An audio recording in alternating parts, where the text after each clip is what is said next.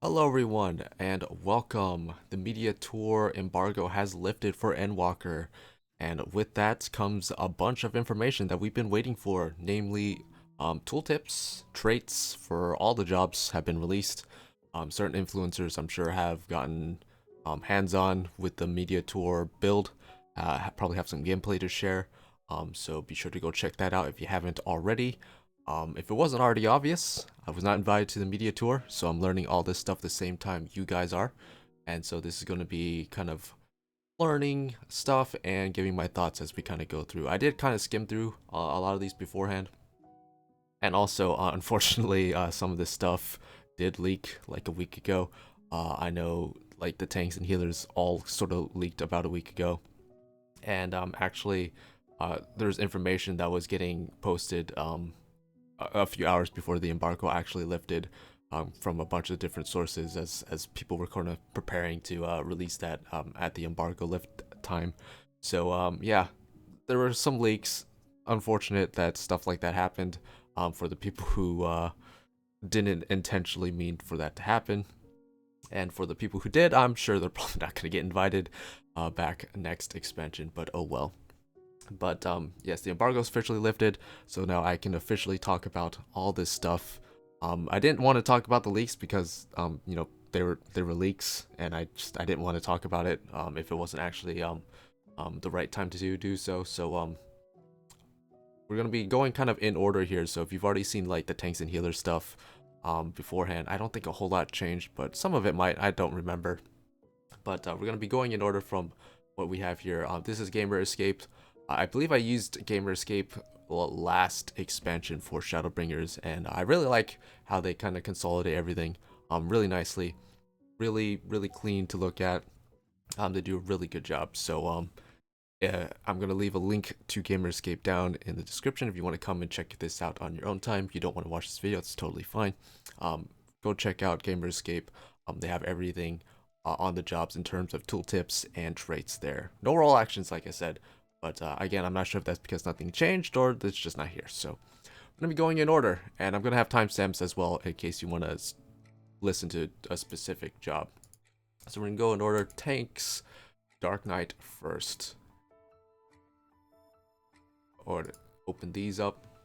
So actually, let's look at traits first, because that tends to help us understand how things kind of evolve as the job progresses. So since this is an already established job, I'm pretty sure most of these haven't changed. Looks like Tank Mastery is the same. Both of the Black Bloods look the same. Dark Side Mastery, Enhanced Plunge, we've already had.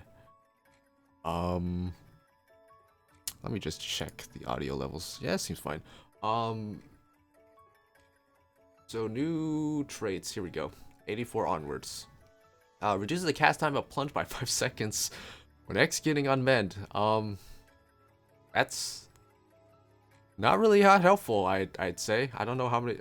I don't really even use unmanned or shield lob or tomahawk or lightning shot like ever really. Like maybe when I'm going for like the first pull, but I don't know why you'd ever use it in the middle of a battle really. I guess maybe if you're running towards an enemy, and I mean I guess it's fine to have that, but it's just like okay, not the most helpful thing. Increases potency, so this is just increasing the potency. It looks low here, but it's because it doesn't include the combo potencies when they show these sorts of traits that increase potencies of combo skills. So basically just saying these will hit harder at this level. Heart slash Siphon Strike Solier, so your basic single target combo. Enhanced Living Shadow increases potency of attacks by Simulacrum, and then upgrades Flood of Shadow by Simulacrum to Shadowbringer, which is one of the new abilities that we have. We have an ability called Shadowbringer, which is pretty freaking cool actually. So here's a basic combo, hasn't changed at all. There's no deviation from this. There's no other combo finisher, unfortunately. I was really hoping we'd see one. Like I was hoping like that maybe, you know, we get kind of like a Goring Blade situation where we'd get like, I don't know, they just add in a dot at the end so that you're not just spamming Soul Eater all the time, but unfortunately not. So nothing to really talk about here. AoE, Unleash Stalwart Soul, still the same. Abyssal Drain. I should also mention potencies are going to look lower for any physical damage skill. They talked about this in the live letter a few weeks ago. Basically, potencies are going to look lower, but they're going to do about the same damage, assuming that they didn't rebalance it to do more or less damage. If it's a skill that's supposed to be doing the same amount of damage, the potency is going to look lower, basically, just because of how calculations with physical damage works. They went over this in the live letter a few weeks ago, so shouldn't be too surprised when you see potencies that look significantly lower than what we have when we're looking at physical skills or abilities. Just kind of keep that in mind. We're going to have to see how it all kind of plays out when we actually get hands-on at launch. So Unleash, Stalwart Sword, about the same. Abyssal Drain, again, about the same. Still 60-second cooldown, which I think is kind of long for what it actually does, but you know, it's more damage and it's a little bit of healing, so it's whatever. Salted Earth and also Salted Darkness is actually pretty cool. So Salted Earth pretty much acts exactly the same as it has before, but now you just get an ability that you can use afterwards, and it looks like you have basically, you can just use this. It doesn't say how long you have to use this, but I'm assuming you have the entire length to use this. Basically any enemies, it sounds like, that are standing. Hello, airplane. How are you doing today? Any enemy standing in Salted Earth will get an additional 500 potency whenever you use this ability. So just more AoE damage, more single target damage as well. And this is also an ability, so you can use this in between your GCDs. Hey, airplane's getting closer. Isn't that cool? Maybe the music will drown it out. And then we have Shadowbringer at level 90. That's pretty cool, actually, that we got an ability named after the last expansion. There were actually talks of, like, someone suggested that you could have an ability for every expansion on certain jobs. Like, I could see that happening. You know, Stormblood, that sounds like an ability. Heaven's Word sounds like a tanking ability. You know, the Heaven's Word thing. But you can turn Heaven's Word into a Dragoon jump, probably. Stormblood.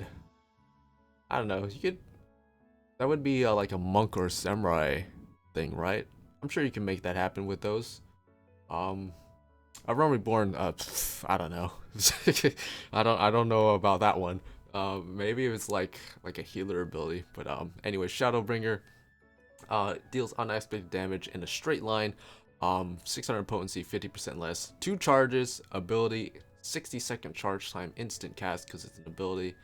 Can only be executed while under Dark Side. You should always have Dark Side up though anyway, so not really big of a deal. And these are separate from like Edge and Flood. You know, this just an ability that charges once every 6 seconds, so that's pretty cool. And then I guess we'll just go to Blood Gauge, Blood Weapon, Blood Spiller. Blood Spiller and Quiet is basically the same. 50 Blood Gauge cost. Potency is a little different because of what we talked about earlier. Living Shadow, again, seems to be pretty much the same as it was before. Simulacrum's able to execute Shadowbringer. Just letting you know that your Shadow can use that, I guess. Blood Weapon, still unfortunately the same. I was really hoping, and it's sad because actually Requisite on Paladin got this change, but this didn't. I was really hoping that Blood Weapon would get changed so that it just affects your next 5 weapon skills / spells, but no, it's still just on a 10-second timer, which is a little bit unfortunate because it makes it hard to weave in your spells when you need to, namely Unleash and Stalwart Soul, which are considered spells and therefore aren't affected by skill speed, which is what you have on Dark Knight, which makes it easier to fit in your 5 skills under Blood Weapon. So when you're AoEing, it's just a little bit harder to do that. But there's a little bit of little consolation there, because when we get to Delirium, it's also on a 60-second cooldown, so you can always stack Blood Weapon and Delirium together to hopefully make AoEing with Blood Weapon a bit better, because you can just use Quietus under Blood Weapon, and that will help you fit in those 5 spells / skills. Moving on, Dark Side, nothing really new here, just Flood and Edge. Flood turns into Edge later on, right? Or is it the other way around? Is it the other way around? No, it's, you know, Flood turns into Edge. So yeah, nothing new there. Moving over, What is this? Another single target combo utility. So here we go. Tank cooldowns. And these are all just specific to Dark Knight. Again, roll actions not here, so I'm assuming nothing changed, or they're just not here. So unmend. I'm not really sure why this is in utility, but it's here. Unmend. Basically just your ranged attack, grit, tank stand, shadow wall, living dead, dark mind, plunge. Nothing changed. Carve and spit, and dark missionary. I don't think really changed much, besides potency. Delirium, now only on a 60-second recast timer, only affects 3, I guess, skills, I suppose, as opposed to being on like a 10-second, timer, I guess, as it was before, which I think is fine.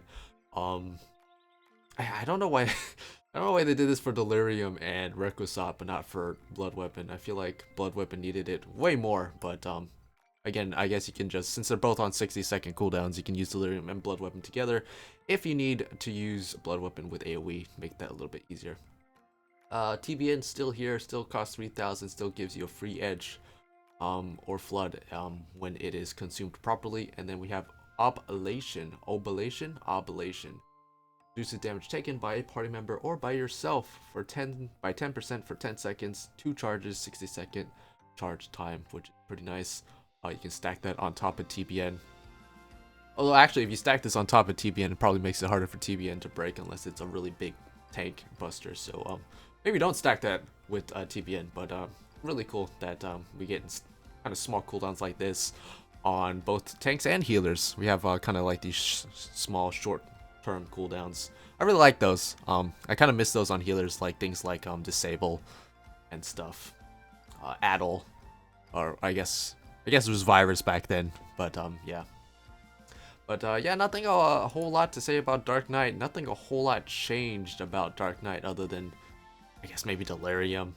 You got a couple new abilities on top of that, but really not a whole lot changed with Dark Knight, which is either a good or bad thing depending on which side of the fence you fall on with Dark Knight.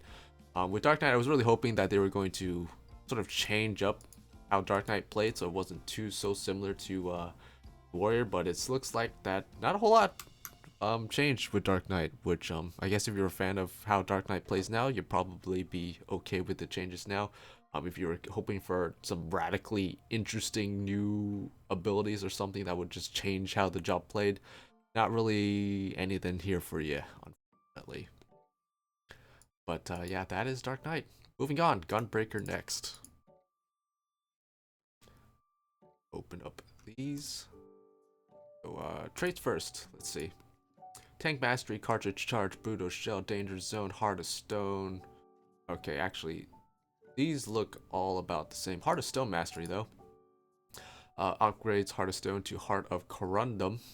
So just an upgrade there. Aurora, 2 charges at 84, which is actually pretty cool. Increased damage on your brutal solid barrel combo, which is fine. Becomes ready to blast upon executing Burst Strike at 86, so that just gives you access to an extra ability upon using Burst Strike for when you need to use up your cartridges. And then Cartridge Charge 2 basically allows you to have 3 cartridges at level 88, which we did see in the benchmark trailer. So pretty self-explanatory traits there. I probably don't need to see those anymore. So let's go ahead and look at this. Keen Edge, Brutal Shell, Solid Barrel looks pretty standard to me. Again, potencies are lower because of what we talked about earlier. Yeah, everything looks pretty much the same. Gnashing Fang, Savage Call, Wicked Talon, again, looks pretty much the same. I believe they said they were going to consolidate all 3 of these into one button, so you're just going in between Gnashing Fang, Continuation, Savage Call, Continuation, Wicked Talon, Continuation, and it's just 2 buttons back and forth while you're doing that. So that'll help you save up on space on your hotbars. So that's kind of nice, I guess, if you're looking for that consolidation. AoE looks pretty standard as well. Nothing a whole lot changed other than potency numbers. And then Lightning Shot is still there, which again doesn't look like anything really changed about that. Dots, pretty self-explanatory. Same recast times for both of these. Yeah, nothing changed there either. Utility. No Mercy, Camouflage, Royal Guard, Nebula, Aurora. All the same except that Aurora now has 2 charges. Super Bolide actually had its duration increased to 10 seconds. I believe it was only 8 seconds beforehand, right? Still same recast time, still reduces your HP to 1. So it's basically just Hollowed Ground that has a 60-second less, cools down 60-second faster, but also reduces your HP to 1 when you use it, which I think is fine. Heart of Light, looks like it's still the same. Bloodfest, still the same, but now it gives you 3 cartridges once you hit level 88 with that trait. Heart of Stone is the same, but now upgrades to Heart of Corundum, which we talked about. What does this do? So it looks like it increases duration to 8 seconds, so 1 extra second. You can use it on yourself or a party member. Still gives Brutal Shell if you use it on a party member.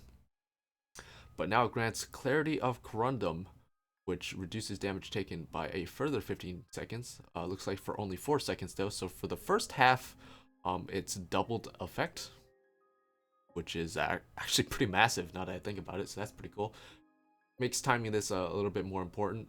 I'm not sure if this actually only affects if you give it to a target, like if you only put this on a party member rather than yourself. So that is curious. I'm assuming it would work just fine if you put it on yourself, but I mean, who knows with the wording there. I'm assuming it just, if you put it on yourself, it works. So you just get 30% reduction for 4 seconds, and then this will fall off, and then you just get the 15% the last remaining 4 seconds. And also grants Catharsis of Corundum, which restores HP when HP falls below 50% or upon effect duration expiration.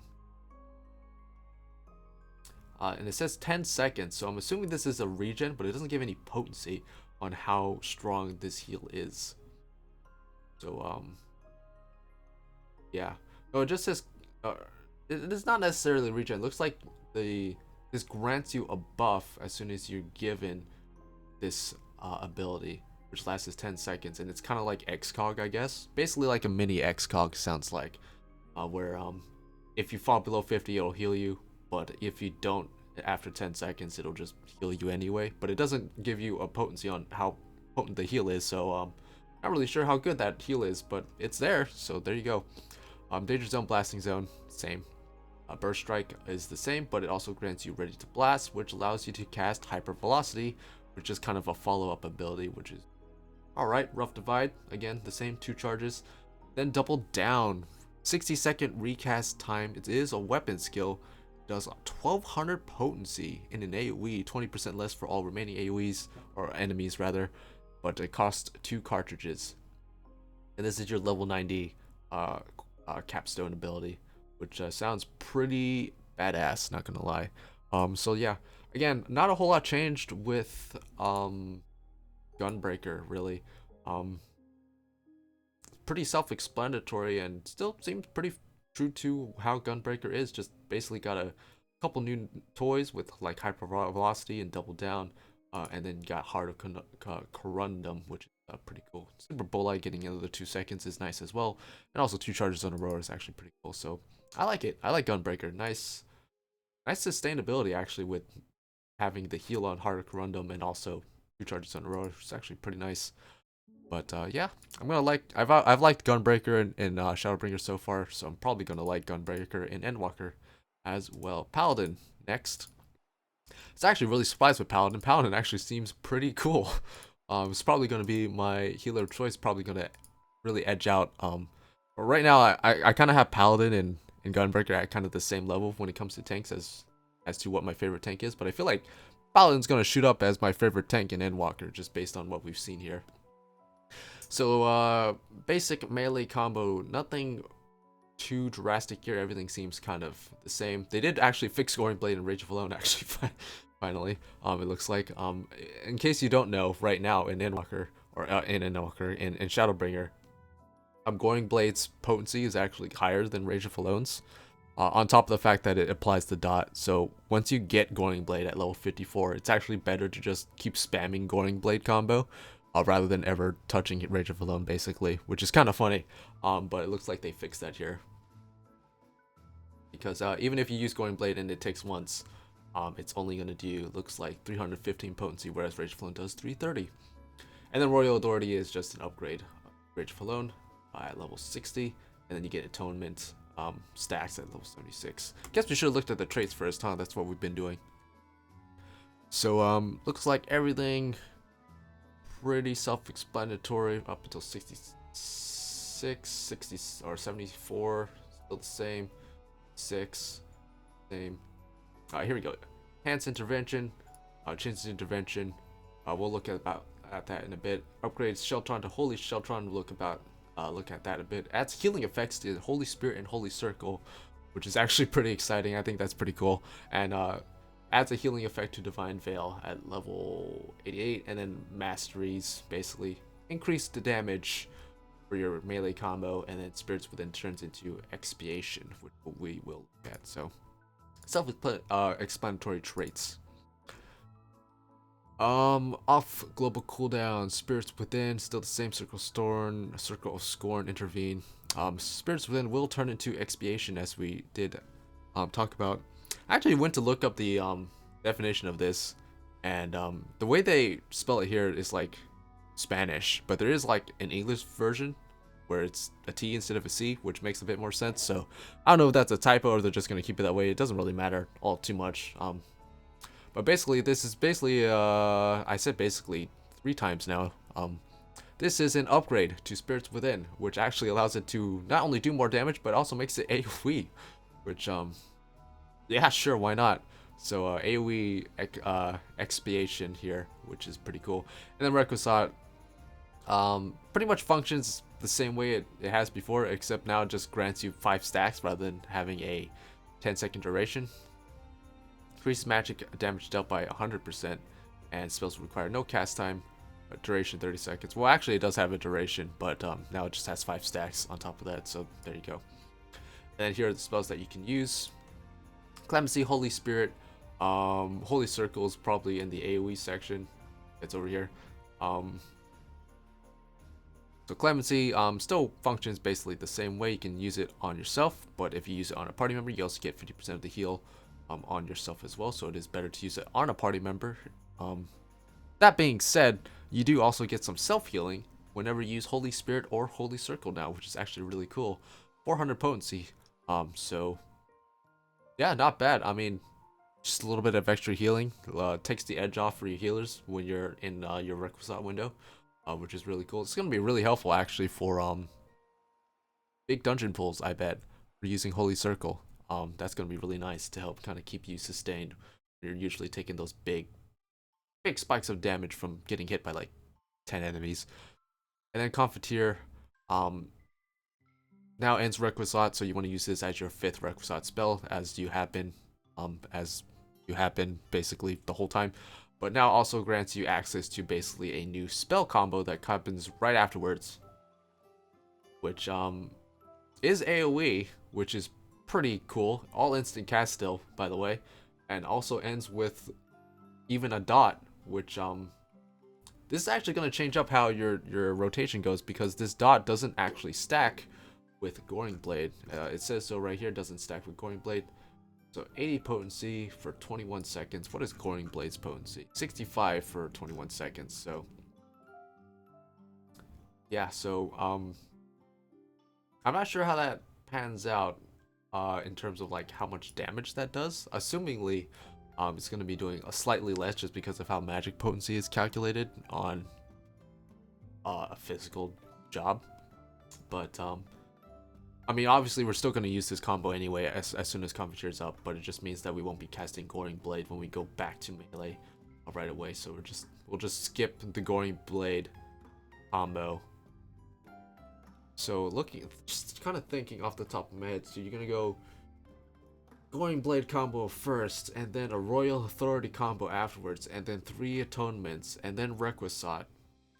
And then after Requisite is over, you're going to do this Blade combo, Blade of Valor combo. Skip the Goring Blade combo, go into Royal Authority combo, 3 Atonements. And then after that, you're probably not going to have Requisite back up in time. So then you go into Goring Blade combo again. You're going to go into Royal Authority combo, 3 Atonements, and then maybe another Goring Blade into Requisite. I don't know. I don't know. I'm just kind of spitballing based off information we have. Still 60-second cooldown, right? Yeah, so I don't know. It's gonna change up how the your rotation is basically, but it's not gonna be too confusing once you actually get hands on with it. Utility, actually AoE first. Nothing changed here. Never mind. It's the same, except that Holy Circle gives you HP now, which is pretty cool. Flight or Flight, physical damage only still. Iron Will is the same. Shield Bash, still stuns, still in the game. That's surprising, but it's still there. So there you go. You still have Shield Bash, Shield Lob, Sheltron, still blocks stuff. Cover still in the game. Doesn't it's not OP cover. It's the same Shadowbringer's cover that we have. Still uses Oath Gauge. Again, I don't really ever use cover at all in Shadowbringers because it doesn't. I mean, you just tank swap. But I don't know. It's still there in case you need to use it for something. Sentinel, Hollow Ground, still the same. Divine Veil did actually change. You still need healing in order to trigger it. Prevents damage up to 10% of your maximum HP. Restores it. This gives it to all party members, but it also restores target's HP with a potency of 400. Kind of a weird thing. To have it restore HP up front. Like, I feel like it would be better if it gave you a regen. In fact, I think Shake It Off gives you a regen. I might be misremembering that, but we'll see in a bit. Now, what I'm actually wondering is, because you need HP recovery via healing magic cast by self or party member. So you could actually activate Divine Veil by casting Clemency on yourself if your healer wasn't casting a spell on you. But what I'm wondering is whether or not you can trigger Divine Veil via the healing magic of Holy Spirit, right? Since Holy Spirit now technically cures you, gives you a little bit of healing. Holy Spirit or Holy Circle restores your own HP. I wonder if this will actually trigger Divine Veil now, which will make Divine Veil not as shitty as it has been, considering that you can use Divine Veil while you're also attacking. If it works that way, if the healing from Holy Spirit / Holy Circle does actually trigger Divine Veil, that would be pretty cool. Makes Divine Veil a little bit easier to use. I still think it's nonsense that you need to get a heal in order for Divine Veil to trigger. When Shake It Off it just goes. But I guess it is what it is. Intervention got a bit of a change as well, because on top of reducing damage, target still has that Rampart Sentinel increase thing. You now get Knight's Resolve, which further reduces the damage taken by 10% for the first 4 seconds. So very similar to Heart of Corundum. Basically, the first 4 seconds are stronger, double effect, right? And then also grants Knight's Benediction, which grants a little bit of a regen for 12 seconds. But intervention does still cost 50 Oath Gauge, so you need to choose to use this over something like cover or Holy Sheltron. So just kind of keep that in mind. Passage of Arms, looks like it's exactly the same. Don't need to talk about that. And then Holy Sheltron, so we get this at 82, blocks all incoming attacks. So duration increase from 6 seconds, 8 seconds, still costs 50 Oath Gauge. Also grants Knight's Resolve, which reduces damage taken by 15%. So on top of blocking everything, you will also reduce all your damage taken for the first 4 seconds, which is pretty cool, and also grants you that regen. So again, now I don't think this will trigger Divine Veil because it very specifically says healing magic, and this is an ability. This would be considered healing action healing versus a healing magic. So but Holy Circle and Holy Spirit are considered spells. So yeah, does that mean it triggers Divine Veil? Who knows? Hopefully it does, because that would make Divine Veil a little bit better. But overall, really impressed with Paladin. They didn't get a whole lot of new stuff similar to the other stuff, but just the fact that they get more self-healing is just really cool to me. And also this spell combo is pretty cool as well. But yeah, really good. Really good. I'm really looking forward to playing Paladin. I think it's going to be my favorite tank in Endwalker. Not that I tank a whole lot. I tank on occasion, but And then lastly, we have Warrior. The traits first: Tank Mastery, Beast Within, Inner Beast, Steel Cyclone, Enhanced Infuriate, Berserk Mastery. Looks like all of this stuff is pretty much the same. Except for Enhanced Shake It Off, adds a healing effect to Shake It Off, cure potency 300. Enhanced Thrill of Battle adds an additional effect that increases HP via healing actions by 20%. That, pretty sure has already been there. And then Enhanced Nascent Flash and Raw Intuition Mastery. So Raw Intuition turns into Blood Wetting, which we will see. Stem the Flow, Nascent Flash. We'll look at these later. Equilibrium now also grants a regen after the initial heal, which is actually pretty cool as well. Basically, super Aurora. And then Melee Mastery and Enhanced Onslaught allows their charge of Onslaught, which Onslaught now has charges rather than using Beast Gauge. So let's look at this. So Heavy Swing, Maim, Storm's Pass, Storm's Eye, all the same. Storm's Eye, Storm's Pass, same potency. It's just Storm's Eye against you the damage buff, which is now called Surging Tempest. And I imagine, and a lot of jobs got this, where it's like their damage buff, rather than being just called, whatever it is attached to, now has a specific naming that allows you to basically apply it with your AoE rotation now. So won't be the first time we see something like this. But yeah, Storm's Eye grants you the damage buff, whereas Storm's Pass, same potency, but just grants you more Beast Gauge. So that's the same.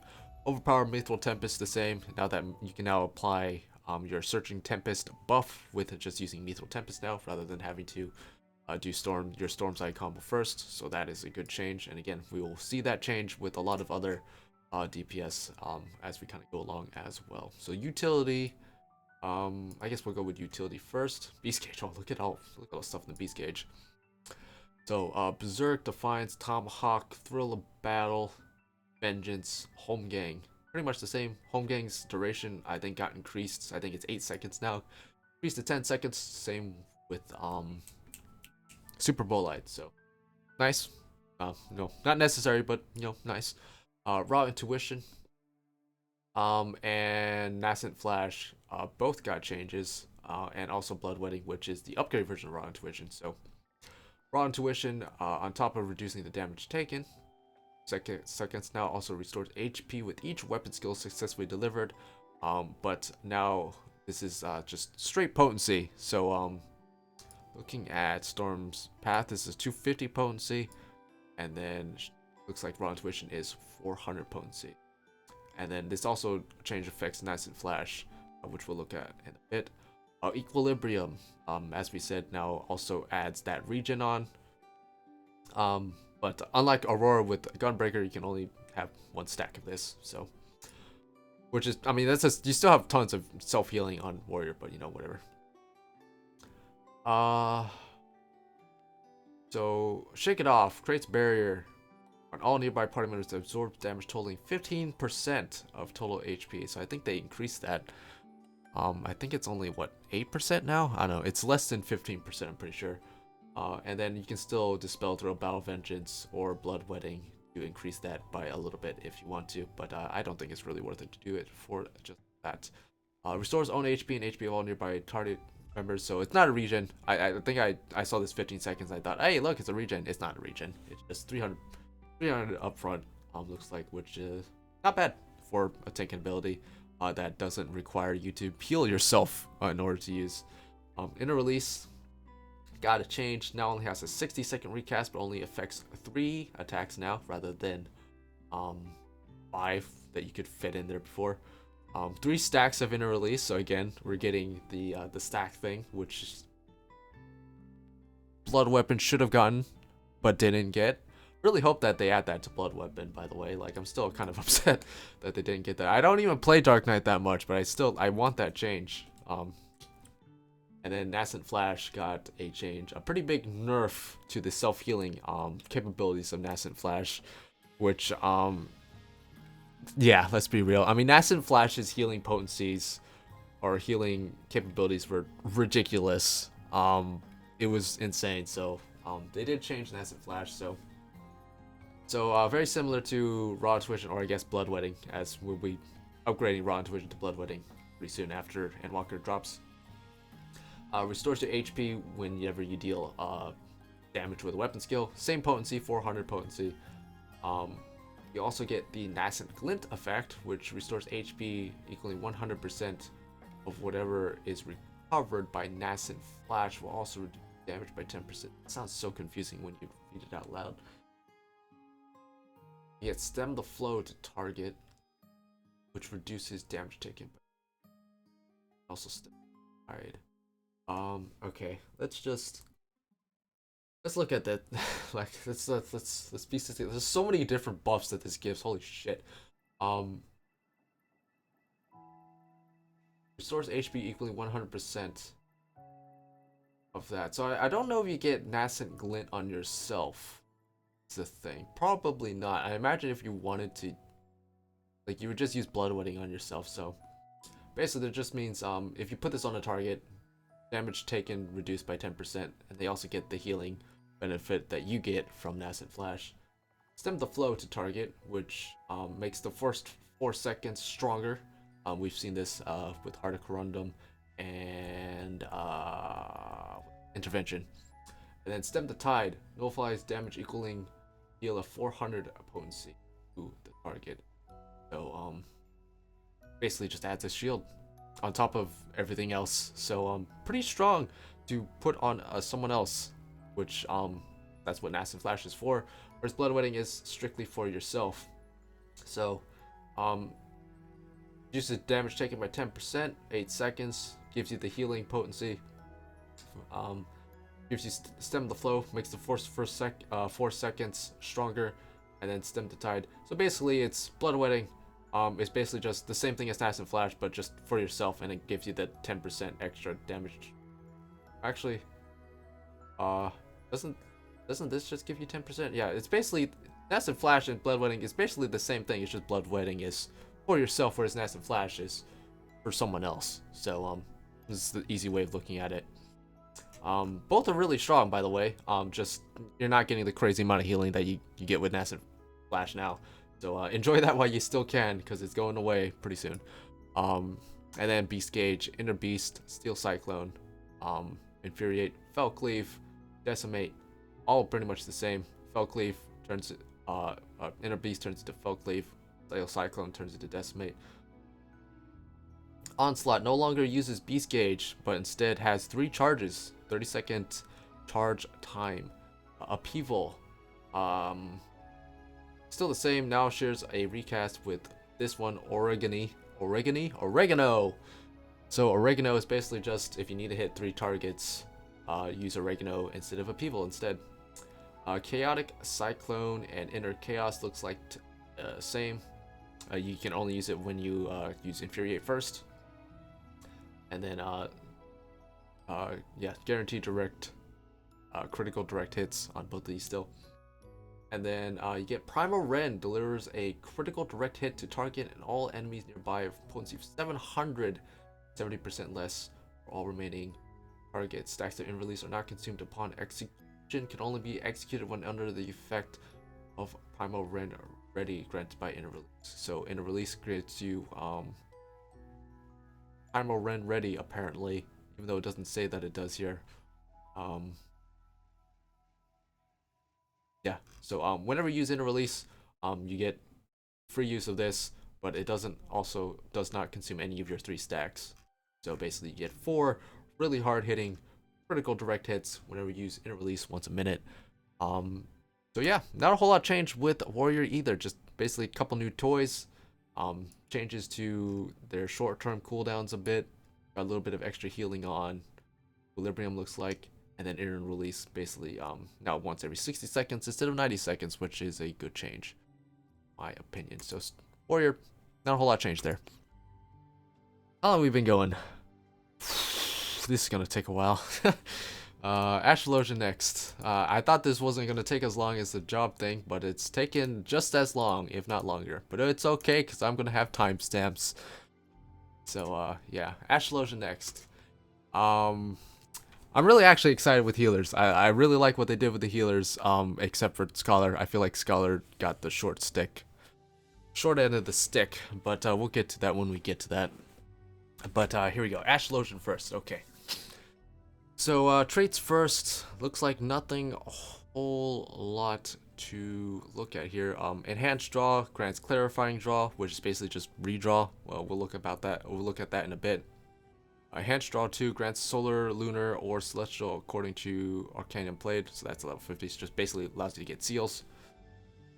Bunch of masteries that just upgrade stuff. And Sigil Dignity 2 charges, hyper light speed. We've seen those before. Enhanced healing basically just makes your healing a little bit more potent at 85. And then Celestial Intersection now gets 2 charges at 88. So pretty self-explanatory when it comes to the traits. Let's dive into this. So healing. Yeah, not a whole lot changed with these. They're slightly stronger because of that trait. Aspect of benefit 250, regen 250. So keep that in mind when we go look at White Mage. I don't remember if White Mage is any stronger than this, but looks like about the same. Sigil Dignity still the same. 400 potency up front, gets increased as target's HP decreases. Still the same. 2 charges, 40-second charge time. Good. Celestial Intersection now gets 2 charges, which is actually really nice. Still gives you the barrier, which is also really nice. A little bit of healing up front as well. And then Ascend, it's exactly the same. AoE heals, we'll go to AoE heals next. Helios, Aspect of Helios, pretty much the same. Collective Unconscious, reduces damage taken by 10%. Also replies Wheel of Fortune, all who enter, which is basically the regen effect. So I still have the regen effect, which is nice. Celestial Opposition, 200 potency up front, 100 for 15 seconds, which is considerably less strong than Aspect of Helios. Aspect of Helios is stronger. So actually, right now Celestial Opposition basically has the same potency as Aspect of Helios in Diurnal, I believe. So now Aspect of Helios is a little bit stronger, which is I think that's fine. Celestial Opposition is still seems to be really good. Exaltation, new ability, reduces damage taken by self or target party member by 10% for 8 seconds, and also restores HP at the end of the duration, 500 cure potency. So pretty cool. 60-second recast time, a little long, but you do have 2 charges of Celestial Intersection in that time as well. So plenty of damage mitigation to go around when it comes to sort of short-term cooldowns. Earthly Star functions pretty much exactly the same, looks like. Yeah, still does damage, still heals for everyone inside of it once every 60 seconds. Still blow it up early if you want to. Oh yeah, glad Earthly Star is still around. And then we have Macrocosmos, which is actually pretty cool new ability, our capstone ability for Endwalker. So deals unaspected damage to all nearby enemies with a potency of 250 for the first enemy, 50% less for all remaining enemies. Oh, that's kind of sucks. I don't think 250 to every enemy is that strong. I mean, a size is 400 to everyone, right? So, but I don't know. I guess damage drop off. I really hate it when they have damage drop off on a spell that's around you too, because it's really hard to designate who, is getting hit for the full potency. That's it's usually whoever's closest to you, but it's kind of hard to do that at the best of times. This is actually a spell on top of having a recast time, and so it has a cast time and MP cost on top of only being able to use it once every 2 minutes. I feel like you could get away with this being instant cast, but whatever. It's a cool spell anyway. But anyways, grants Macrocosmos to self and all nearby party members. And basically, while Macrocosmos is on people, it accumulates the damage taken by everyone, and then 50% of that is basically healed back to everyone at the end, or if you decide to hit it early, I think. It restores HP equal to compiled damage when effect expires or upon execution of Macrocosmos, or Microcosmos. So as soon as you use this spell, it turns into Microcosmos, and then you can use it early if you want to. If you don't use it early, basically at the end of 15 seconds, all the damage you took, 50% of that will get healed back up to everyone, which is pretty cool, actually. So yeah, that's really nice. The fact that this does damage though, it's kind of weird, 'Cause it makes me wonder, like, are you gonna save this just for the healing aspect? Probably not. Like, I don't know. I don't know.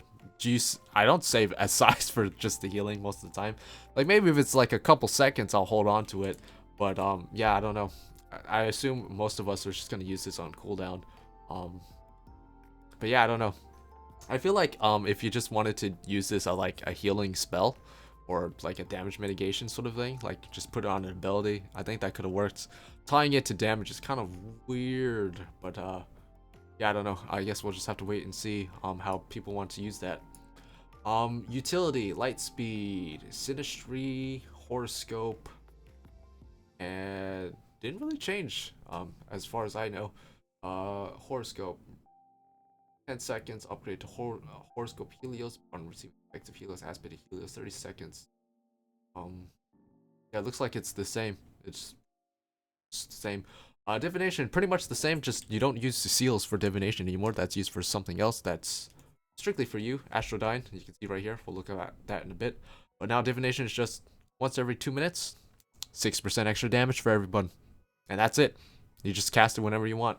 Don't have to worry about seals accumulating to use this properly. And then neutral sect. Basically the same thing. Right down to the fact that you still get the barriers when you use Aspected Benefit or Aspected Helios, even though you don't have Nocturnal Sect anymore. Or Diurnal Sect for that matter. Diurnal Sect and Nocturnal Sect are both gone. But that's kind of cool. It doesn't really make sense that it's called Neutral Sect anymore. But no, it's still there. Yeah, so you get the barriers whenever you heal, on top of the fact that your healing magic potency is increased by 20% for 20 seconds. So yeah, pretty cool. Neutral Sect still just as strong. And then here, DPS. So pretty self-explanatory here. Basically, your Malefic will upgrade to Fall Malefic instead of Malefic 5. It's called Fall Malefic, I guess. 20 potency more than Malefic 4, so there you go. And then Gravity will turn into Gravity 2, 10 more potency. And there you go. No upgrade to your dot. Combust 3 is still going to be our one and only dot, looks like. No dot upgrade this expansion. And then cards, which lots to take in here. So first off, looks like the 6 original OG cards look to be pretty much functioning the same as they do currently in Shadowbringers. So 6% for you know, melee, 3% for other roles. Basically same thing, same signs. Yes, the same. Not even gonna talk about those. Draw, still on 30-second cooldown, but looks like you get 2 charges of it. So interesting. So you get 2 draw charges that you can save up at any one time. I'm not really sure how that's gonna affect things. Like, I don't know. I mean, it's really nice for your opener. You know, you can just get 2 cards out right at the start for when everyone's got all their buffs ready to go right at the start of the fight. But I don't know if you're ever gonna want to hold on to your cards. Maybe you will, because lots of party-wide buffs are like on a 60-second window. So it might actually be better now for you to hold on to 2 card draws and use them for later. Maybe, I don't know. We'll have to wait and see. That is interesting. So now that's just something to think about. Like, do you want to hold on to your card draw now, or do you want to save it? And yeah, that's cool. And also, if draw comes off cooldown, your first charge of draw comes off cooldown, you're not wasting it if you're just holding on to it for a few seconds while you're busy doing other stuff. And then for every draw, you get Clarifying Draw, which allows you to redraw once, basically. So instead of having redraw stacking up to 3 times once every 30 seconds, just get 1 redraw for every time you draw, which I think is fine. Play, use your card, undraw is your card. I don't think you're ever going to want to use undraw, even with the Astrologian being here. But yeah, we'll see. We'll skip Astrologian for now. Minor Arcana draws either Lord of Crowns or Lady of the Crowns. This is separate from these cards now. Lady of the Crowns and Lord of the Crowns are changed. So, and it's separate from draw as well. So you have draw, and then you have Minor Arcana once every 60 seconds. Crown Play, which uses your Minor Arcana. And then Lady of Crowns or Lord of Crowns. So Lady of Crowns is an AoE heal, whereas Lord of Crowns is AoE damage. Which actually, this does the same amount of damage as Macrocosmos, funnily enough. So this is kind of a harkens back to Stormblood, Lady and Lord of Crowns. If you didn't play Astrologian back in Stormblood, you could convert whatever card you drew into a Lady or Lord, and then a Lady would do single target healing, whereas a Lord would do single target damage. So this time, Minor Arcana is basically its own thing, and now it does AoE healing or AoE damage, which I think is kind of cool. I think the damage is still better than the healing, you know, just because you have access to other heals. But I mean, one or the other, you know, it's just that RNG bit. It's gonna feel better to get Lord of the Crowns, I feel like, most of the time. But if you do get Lady of the Crowns, by the way, you can just hold on to it for 60 seconds without it messing with anything, you know, because you only get one Minor Arcana every 60 seconds. I'm assuming you could just hold on to this for that 60 seconds and not waste another Minor Arcana. So having this in your back pocket is just another ability heal. Could save you a GCD, you know, not having to cast another Helios or Aspide Helios. So who knows, Lady of the Crowns could end up being a DPS gain in that sort of situation, whereas you could just cast another Malefic, or Fall Malefic, I guess, which Fall Malefic's potency is 250, or another Gravity, I guess, in which case Lord of the Crowns would still be better. So yeah, I like that. And then Astrodyne, this is what you're going to be using your seals on from now on. It's now going to be personal buff on you. So you can use this basically as soon as you get three seals in your gauge, basically, since it only has 1 second recast time. But one sign grants you Harmony of Spirit, 2 signs grants you Spirit and Body, and then gives you 3 signs give you Spirit, Body, and Mind. So Harmony of Spirit is just MP regen. So yeah, that's fine. We did actually lose the 800 MP from draw, so that's no longer a thing.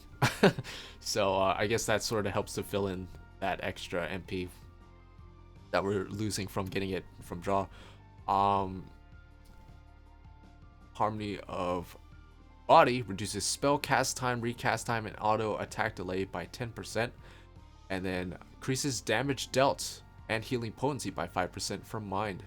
So yeah, really cool. Now it's worth noting, because we no longer use Brown's cards as a I already have the seal kind of moment, we are going to run into moments where we just end up having, you know, multiple copies of a seal, since we can't choose to not use our card.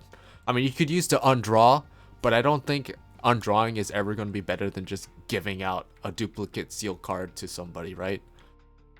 I'm pretty sure giving 6% more damage to one of your DPS is going to be better than trying to get 3 seals for Astrodyne. And also, if you're putting off getting a seal, then you're putting off using Astrodyne anyway. So basically, undraw, get out of here. You still don't want this on your hotbar ever. Freaking undraw. I don't know why undraw is still in the game, man. It's just like, I don't get it. But I like this change. I like the fact that Astrodyne only affects you, and then seals are completely separate from using divination. I do like that change a lot. Also big fan of Minor Arcana coming back and getting, you know, kind of like the old Stormblood version of Lady and Lord. I think that's pretty cool. I am still a little sad that we didn't get like a super card. I was really actually banking on the fact that we were going to get like a special super duper card that's just like, it's basically the same thing as these cards, but it's just better in every way. I was kind of figuring we're going to get that in rotation with our just normal 6 cards, but yeah, this is fine. I think Astrologian is in a good spot. I think it's going to feel a lot better to play Astrologian in Endwalker than it does now currently, in my opinion. So I'm looking forward to playing it. I'm looking forward to playing a lot of the healers, actually. Like, I put this in my free company Discord. I was like, I'm really looking forward to healing again. Like, I didn't heal a whole lot in Shadowbringers. I healed a bit, but yeah, with the changes that we've seen to the healers, it looks really fun to go back and healing, and I wouldn't mind like healing main again, if we need it. So who knows, maybe in Endwalker I might go back to healing main. We'll see what happens. I would not be opposed to it. In fact, I kind of want to, but we'll see, because I also still kind of want to play range DPS too. So Scholar, okay, let me take a drink for this. non-alcoholic. It's just juice. But when talking about Scholar, I wouldn't blame you if you needed to take some alcoholic beverage intake when looking at Scholar. Traits. All these look pretty self-explanatory. Art of War, Broil Mastery, Enhanced Healing, Deployment Tactics getting reduced to 90 seconds, if that matters. Okay, thanks, man. 90-second deployment tactics, exactly what I wanted. Okay, let's look at this. Physics, still 450 potency because we have Embrace, I guess. Resurrection, still the same. Adloquium, 300. Cure potency, still has a cast time, by the way. So yeah, it's not instant cast, unfortunately. That was one of the cool things about Nocturnal Astrologian was that Nocturnal Aspect of Benefit was an instant cast, what made it easier to get it on your target before the tank buster hit, or whatever. I think it would be really cool if they actually changed these barrier spells to be instant. Sage can make it instant, but there's kind of like a prerequisite thing that kind of happens. We'll talk about when we get to Sage. Lustrate, 600 potency. I think that's down, right? This used to be 700 potency. It's 700 potency right now, isn't it? Eighth Focus, Faerie Gauge, pretty self-explanatory. X-Cox, 800 potency still functions the same. And then we have Protraction, which is new. Which increases the maximum HP of a party member or by self by 10% and restores that amount increased. Also increases HP recovery via healing actions by 10% for 10 seconds. Which, shit, what was the one on Astrologian again? Astrologian has one, right? Let me look at this. Celestial Intersection. What was it? Earthly Star. Does Astrologian have one? I swore Astrologian had one. Astrologian does not have one. I thought it did. I must be thinking of Sage or White Mage. Yeah, Astrologian just has 2 Celestial Intersections. Oh, Exaltation. There we go. That wasn't crazy. Okay. So yeah, this reduces damage taken by 10%. And a little bit of a heal. Whereas this grants increased HP by 10%, which isn't as good in my opinion. It does restore the amount and also gives you healing action. So at a base, Protraction slightly worse than Astrologian's. I'll have to keep in mind, like, they're all slightly different from Recollection.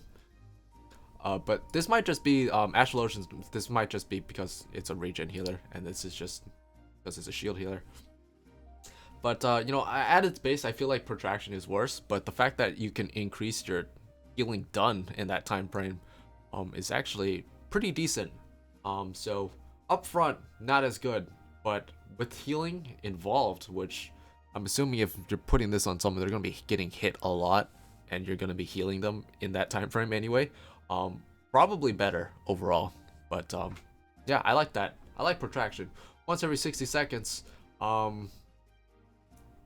Yeah, that's fair. I feel like all of them are like that. But yeah, I'm really looking forward to that. It's actually pretty decent. I don't remember if Sage is exactly the same, but we'll see. AoE healing next. Sucker, pretty much the same. Indomitability, pretty much the same as well. I think Indomitability is maybe 500 potency right now. Could be 400 or 500, I don't remember. And then Sacred Soil, still reduces damage taken and also still has that regen, so also really, really good. Utility, Aether Flow, 20% MP, and that's every 60 seconds, and Aether Flow 3. Deployment Tactics, the same, but now it's only 90-second recast time. Yay! Really wanted that one. Emergency Tactics, 50-second recast time. Still the same. Recitation is the same. Change Stratagems the same. Dissipation is still, unfortunately, the same. Still gets rid of your Faerie, and still has a 3-minute cast time for some freaking reason. I would have been fine with either or. I would have been fine if it didn't get rid of your Faerie, or if they reduced the recast time to 2 minutes. But they kept both. Yeah, I don't know. I've never been a huge fan of Dissipation. in any of its forms, from Heavensward all the way up to now. It's 4 different iterations that we've had over the years. Never been a fan of it, but it's here to stay, looks like, unfortunately. And we have Expedient, which is our capstone ability, baby. Oh yeah, baby. I can't wait to get to 90 on Scholar to use Expedient, which increases movement speed. But also does, to be fair, reduce damage taken by 10% for 20 seconds, which is nothing to scoff at. That's basically like Temperance, right? I think, is Temperance 10%? I think it's the same as Temperance, and on the same recast time as well, without the healing magic increased potency.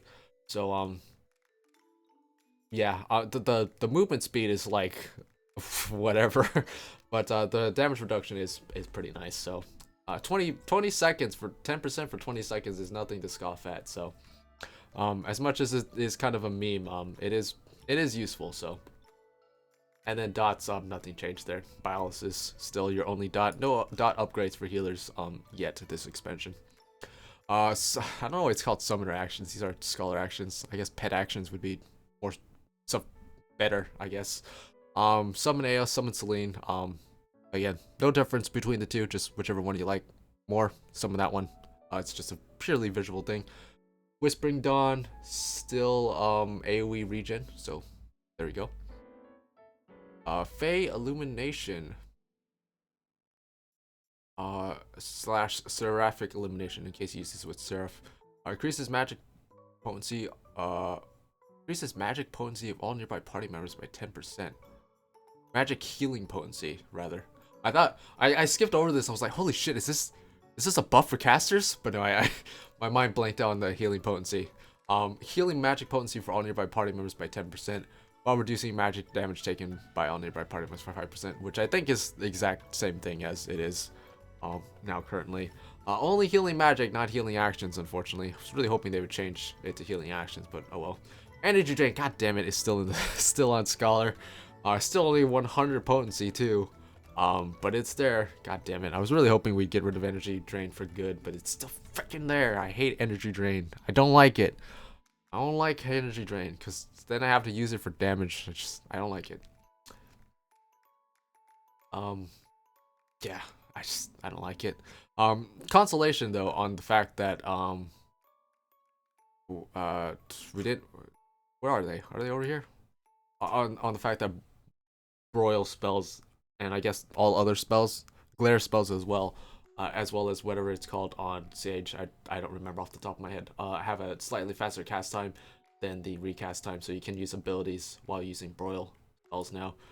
Similar to how it's always been, or it has been, I guess. Not always been, but has been for Astrologian for the last couple years or so. Was it like that in Stormblood too? I think it happened midway in Stormblood that they changed that. Malefic, they gave Malefic the faster cast time, so a few years. And then Aether Pact still increases with a Faerie summoned and Aether Flows. Aether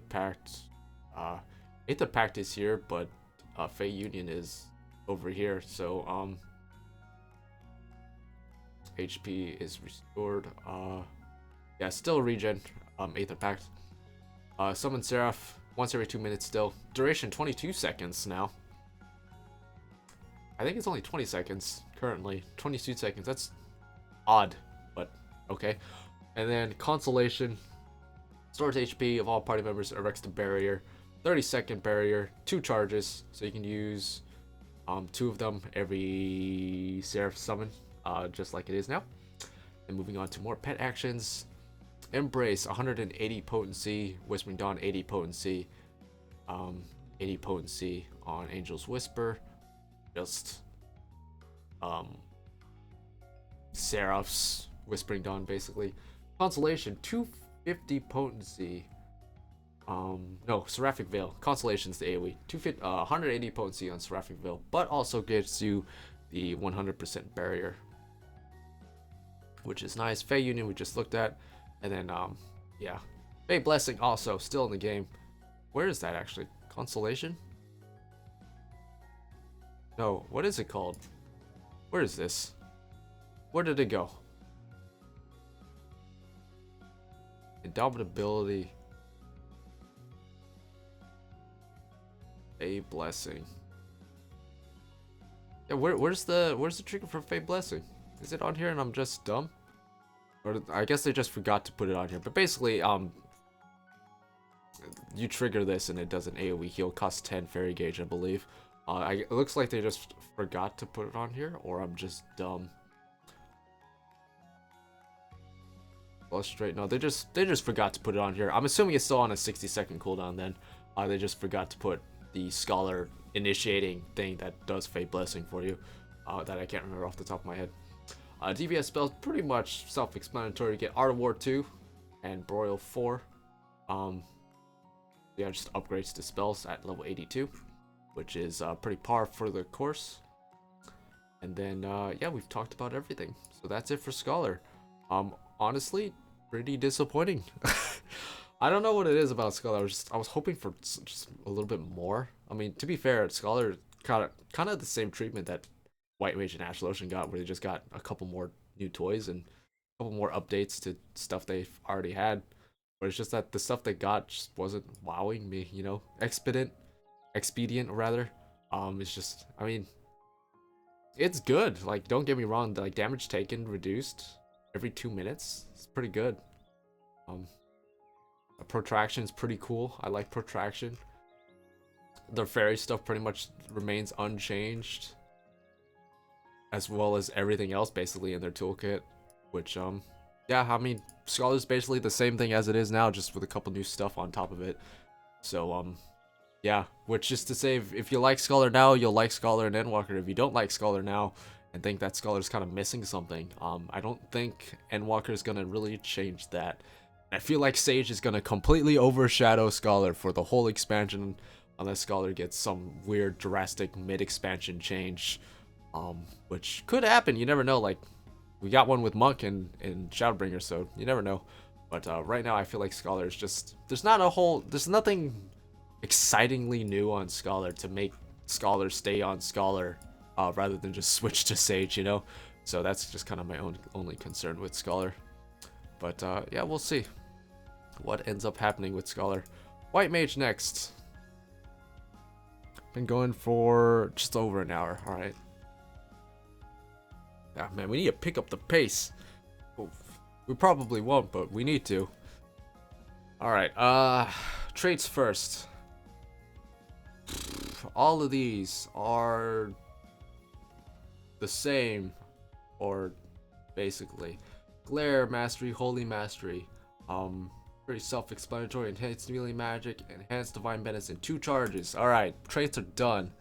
Nothing really we need to talk about there. We'll talk about it when we talk about the actual spells and stuff. So, Cure still has a free Cure proc, which is pretty cool. I never I almost never cast Cure 1 anymore. Once you get access to Lilies and, yeah, basically once you get access to Lilies, I almost never cast Cure 1 anymore. But, it's there. Benediction still, restores all targets HP, so for all you Gunbreakers and Dark Knights and I guess even Warriors out there, Benediction's still there to save the day. Tetragrammaton. It wasn't even the same starting letter. I said D instead of T. Still there. 700 potency. 1 charge. Looks like. I swear. I must be thinking of Essential Dignity. I swear I saw that this had 2 charges somewhere. Must be in my imagination. Cure 2, 800 potency now.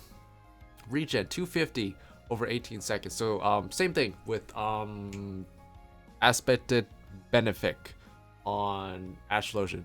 The difference is that Aspected Benefic gives an upfront heal of 250 and only lasts for 15 seconds, whereas Regen, no upfront heal, but lasts for an extra tick. You know, so same potency basically, just over a different amount of time. AoE heals next, actually. Kind of keep these kind of together. Tier 3, Medica 2, self-explanatory. Medica 2 still on the 15 seconds. Rain. I'm trying to think. I feel like someone said somewhere that Medica 2 was gonna go back to 30 seconds. I don't know. Am I just crazy? Or did I read something? Like, I don't know. Maybe I'm just, my head hurt. I don't know. But no, it's still 15 seconds. Okay. Asylum.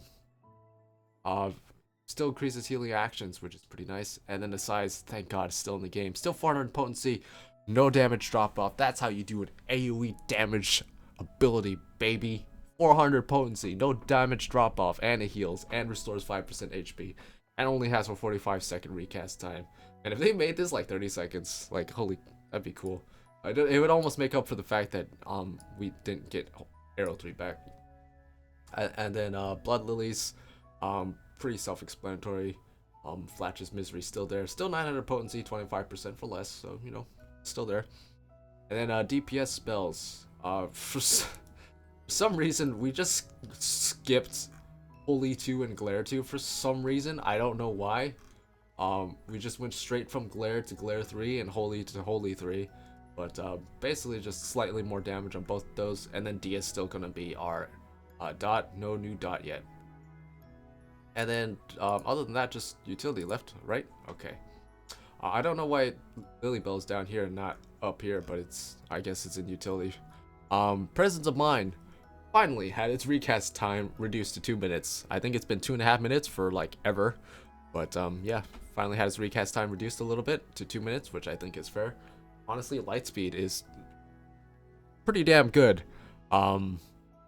But I guess Presence of Mind does have an edge over Lightspeed in the fact that it reduces the recast time rather than just. So technically you can get out more spells in that time frame. Just yet you do still have to cast them. So I think it's fine that Presence of Mind still has a slightly higher recast time than Lightspeed does. Thin Air had it changed. Now it has 2 charges, 60-second charge time, but it looks like it only affects 1 spell. Just how the wording is. It says duration 12 seconds, but it only says 1 spell. Next spell, not next spells or spells during the duration. Just says next spell. So I don't know if that's just a typo or it just only affects 1 spell. We did see Thin Air in the benchmark trailer, and considering how quickly they casted it, it seems like it only affects 1 spell, which is kind of weird. I don't know if I'm on board with that change, but oh well, I guess. Honestly, healers have had pretty good MP management in Shadowbringers. Like it's fairly rare for you to run out of MP. Like hell, even Astrologians went down at spell speed meta because of how much MP they were getting back from draw and stuff. So yeah, I don't think MP's really been that much of an issue, so maybe this change won't be that bad. Plenary Indulgence looks like still the same. 10 seconds, 200 cure potency whenever you use any of these spells. Temperance increases magic potency by 20% while using damage taken by self and all party members within a 30 arm range by 10%. So yeah, Expedient, right, on Scholar is the same damage reduction potency as Temperance without the healing magic potency, but you can get that from Dissipation or Fey Illumination anyway, so that's not too bad. So Expedient, not bad. The movement speed is really silly, but the 10% damage reduction, not bad. So Temperance basically hasn't changed at all since Shadowbringers. Then we have Aqua Veil and Lilybell, 2 new abilities. So Aqua Veil reduces damage taken by a party member or self by 15% for 8 seconds. So a little different than Astrologians. Astrologians, I believe, reduced damage taken by 10%, but gave a heal at the end. Whereas Aqua Veil just reduces it by 15%, so a little bit more damage reduction, but no heal attached. So interesting. And then Lilybell's, I don't know how to feel about Lilybell. Like it's a cool looking ability that we saw in the job action trailer, but here's what it does. It places a Lily Blossom at the designated location, grants 5 stacks of Lilybell to self for 15 seconds. Taking damage will expend 1 stack to heal self and all party members within a 20 yalm radius for cure potency of 400. The effect of this action can only be triggered once a second, and the healing blossom dissipates when all stacks are expended or the effect expires. If any are remaining, you get 200 healing for every Lily Bell left on the field. So, yeah. So, the way they're making some abilities makes me wonder if tank busters, there's going to be a lot more tank busters that are just multi-hit rather than just one big hit. Because I think there's like a similar ability on Sage where it's like it places like a small shield, and then as soon as the shield breaks, it places another shield, and it just stacks 5 shields in that one ability. I think we'll talk about that when we get to Sage. But yeah, this just like it makes it seem like there's just gonna be more damage going out. That's more just like smaller hits that are just in quick succession rather than just one big hit. Because otherwise, Lilybell just seems like there's no way you're gonna get the full potency of Lilybell. In which case, it's kind of like an Earthly Star in a way, but you can't make it expire faster, which is kind of weird. I don't know. And also, once every 3 minutes, and only lasts 15 seconds too. 15 seconds to get hit 5 different times is, I mean, like how often is that gonna happen? And it's on you basically. Like you can't put this on like the tank. Which, I mean, I guess if you put it on the tank, it would just go off all the time. So that would be pretty broken, actually. But, so yeah, this is really mostly for AoE damage. So party-wide damage, which is why it's an AoE heal. So I don't know how to feel about Lilybell. It's a beautiful-looking ability, don't get me wrong. I wonder how effective it's going to be unless the way enemy attacks are designed are being kind of worked into more multi-hit attacks rather than big chunky hits, which would make things like this more useful. But I guess we'll have to wait and see when we fight bosses in Endwalker. And then Sage next. So here we go. Traits first. So Maim and Mend, pretty self-explanatory. Grants 1 stack of Adder Skull automatically every 20 seconds, maximum 3 stacks. I'm assuming this means in battle and not outside of battle. Just like how lilies are accumulated only in battle. Increases the potency of Thing, increases the potency of Thing. Grants 1 stack of Adder Sting when barrier granted by this thing is completely absorbed, maximum 3 stacks. We'll talk about these later. Upgrade stuff, adds additional effect to this thing. Healing magic potency. All healers are getting this at 85, it seems like. And then reduces recast time of this thing. So, not very specific here because we're going to be talking about all this stuff here. Basically, all this stuff is new, so here we go. Heals and shields. Diagnosis, 450 potency, which is actually the same as Scholars, but there's no Faerie. But instead, you get Cardia, which we will be talking about, which is pretty cool. You have Egirio, it's basically just raise. Then you have Eucrasian Diagnosis. Eucrasian? I don't know how to pronounce that properly, so if I'm mispronouncing that, just know, I'm sorry, but I also don't really care. I do care a little bit. I want to pronounce things properly so I don't look like an idiot, but I'm not going to look it up right now. Eucrasian Diagnosis. This is basically just Ticker, basically.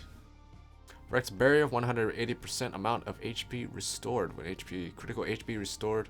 Oh, this is Adloquium rather. When critical HP is restored, grants differential diagnosis. So basically, it's literally the same thing as Sucker, or not Sucker. Adloquium. There we go. But there's a little bit of a caveat to this. You need to transform diagnosis into Eucrasian Diagnosis, I believe. We'll talk about that when we start talking about all this stuff down here. Haima, this was the thing I was talking about when we were looking at Lilybell. Creates a barrier around self or target party member that absorbs damage equivalent to a heal of 150 potency, but also grants 5 stacks of Hematinon, I don't know, for 30 seconds. Whenever a barrier is completely absorbed, a stack of Hematinon is consumed and a new barrier is applied. So again, this makes it seem like this sort of ability only makes sense if there's going to be a lot of attacks that are just multi-hit rather than big chunks like we're kind of used to. Which, to be fair, there are some attacks that are multi-hit. Like, can't think of it. I can't think of an example.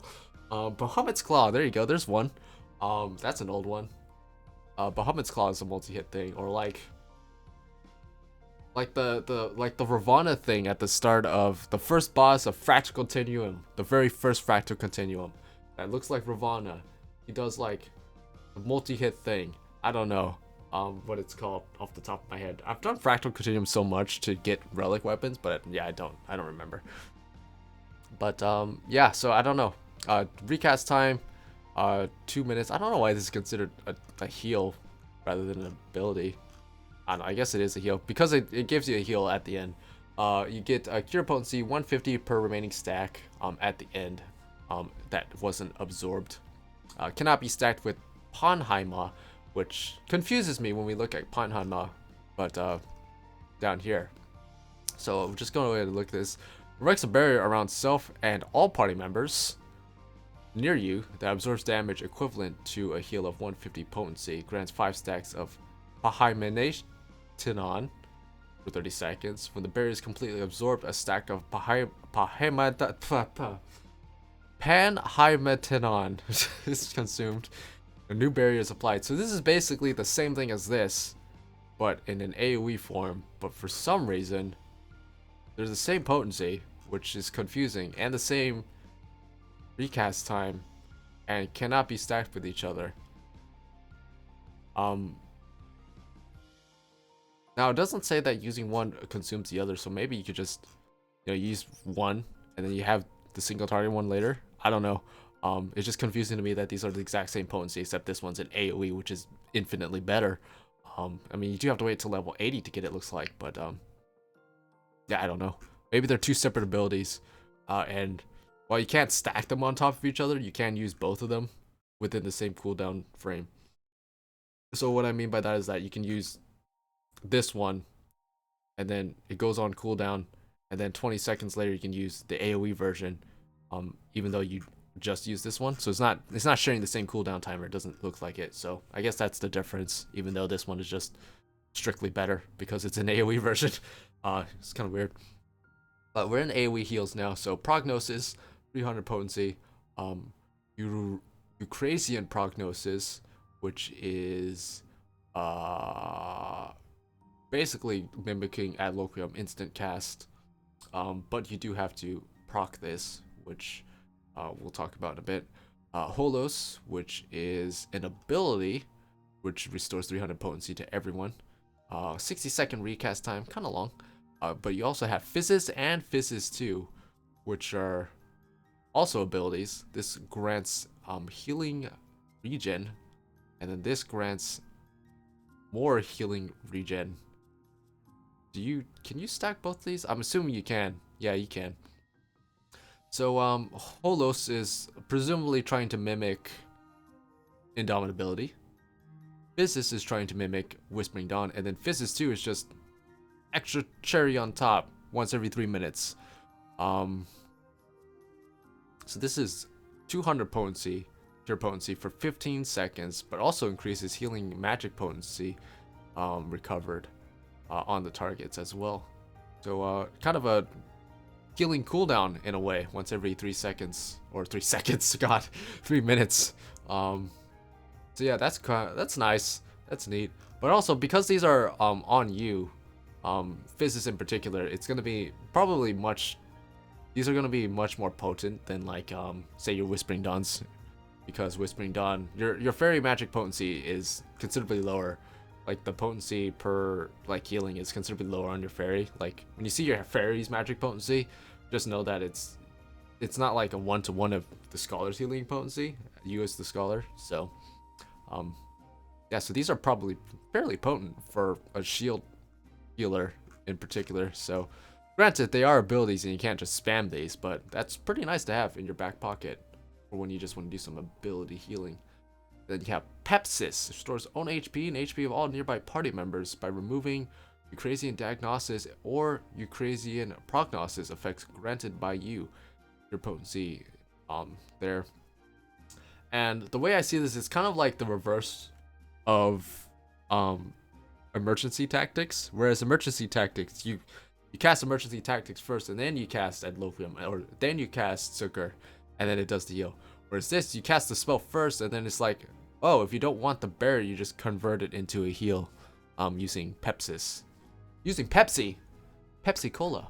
So yeah, that's interesting. Kind of a roundabout way of doing the same thing, which, hey, why not? I mean, when it comes to tanks, tanks are all kind of very similar in that same fashion too. So it makes sense that healers would kind of have very similar effects, but do things just slightly differently.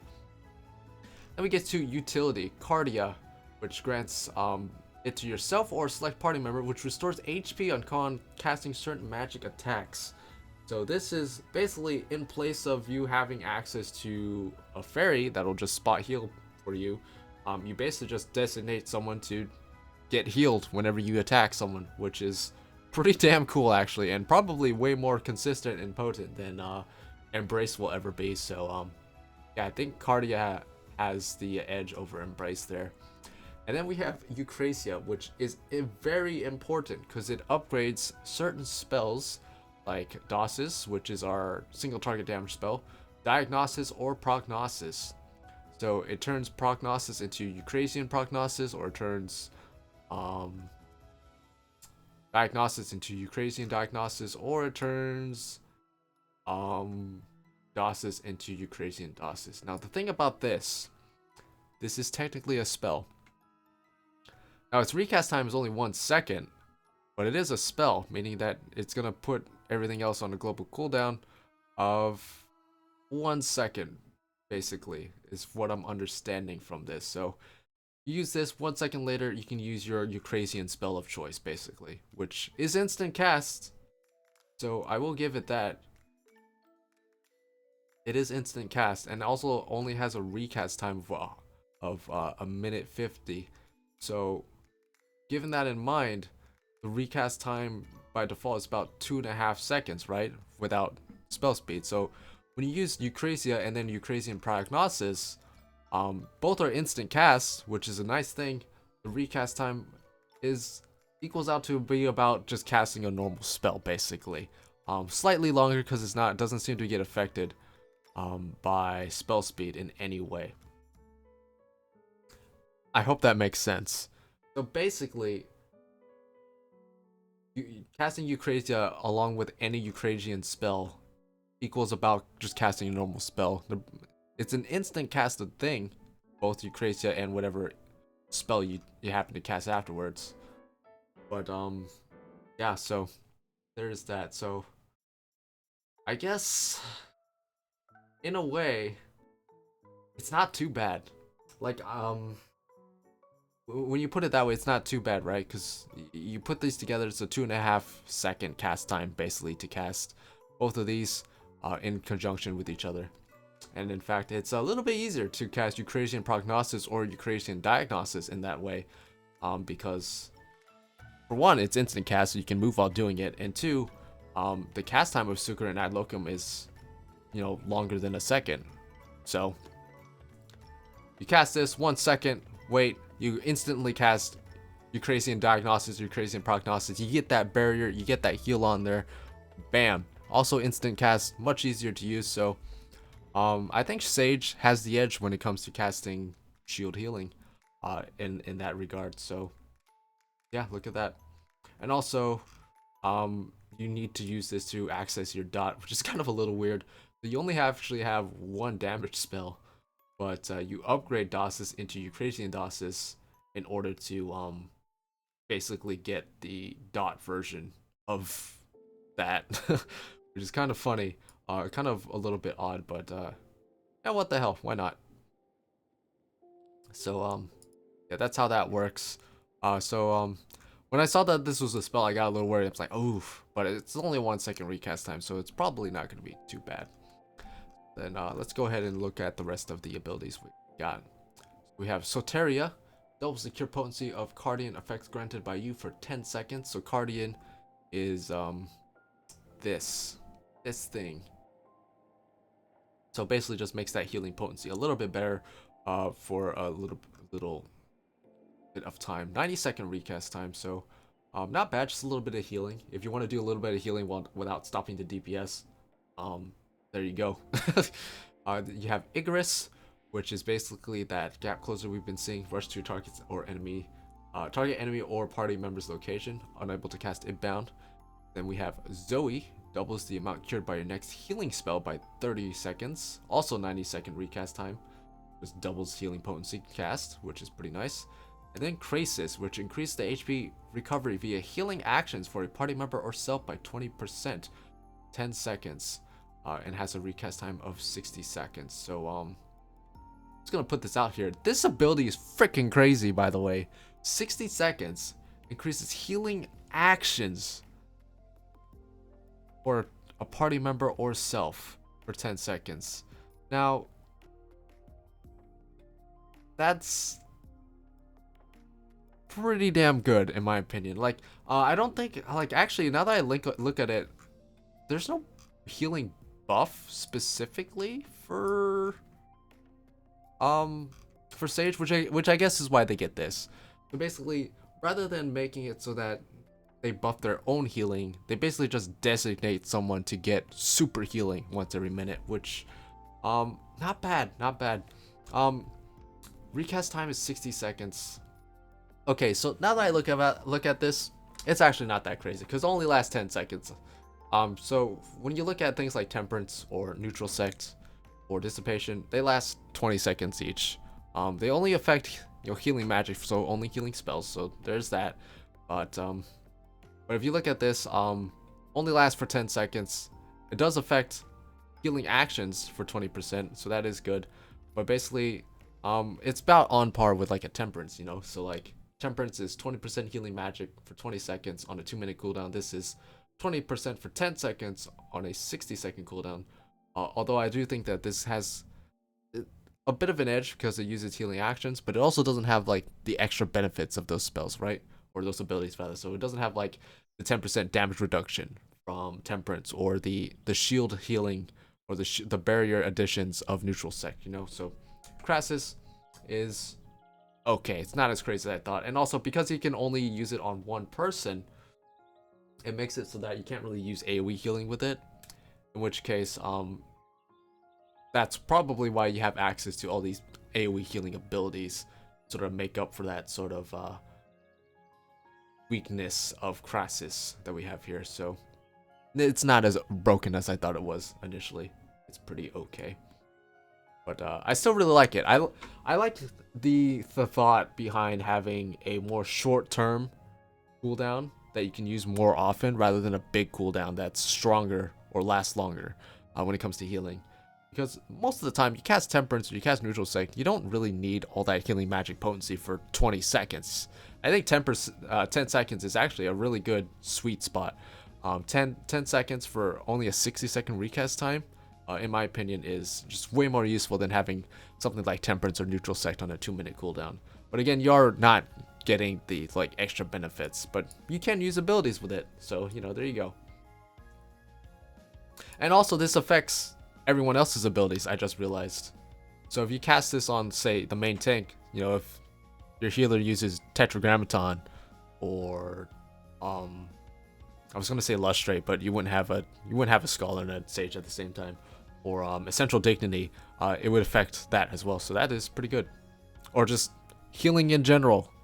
You could just slap this on your tank and tell your white mage to continue healing, and you just keep dealing damage, So there you go. So that pretty cool actually. I really like Krasis. It's a little bit more restrictive, but at the same time, it's more restrictive in the fact that you can't use it to boost your AoE healing, but you also boost the healing of everyone else. And every tank has access to their own self-healing as well, Dark Knight doesn't really have a whole lot of self-healing, but every other tank rather has access to, some sort of healing regen or potency on their attacks or something. So yeah, I think Krasis is actually really, really good. Actually, now that I think about it, I still think it's really powerful. Okay, but moving on. Adder's Gall stuff. So Adder's Gall is that thing that you get once every 20 seconds, presumably only in battle. And that's sort of to mimic the fact that you get 3 Aether Flow stacks once a minute on Scholar. So Adder's Gall once every 20 seconds. Makes sense. And actually, here you go. Razo Mata. Once every 90 seconds, you get 1 free stack of Adder Skull. There you go. Drew Chole. Oh, man, I cannot pronounce any of these. I'm sorry.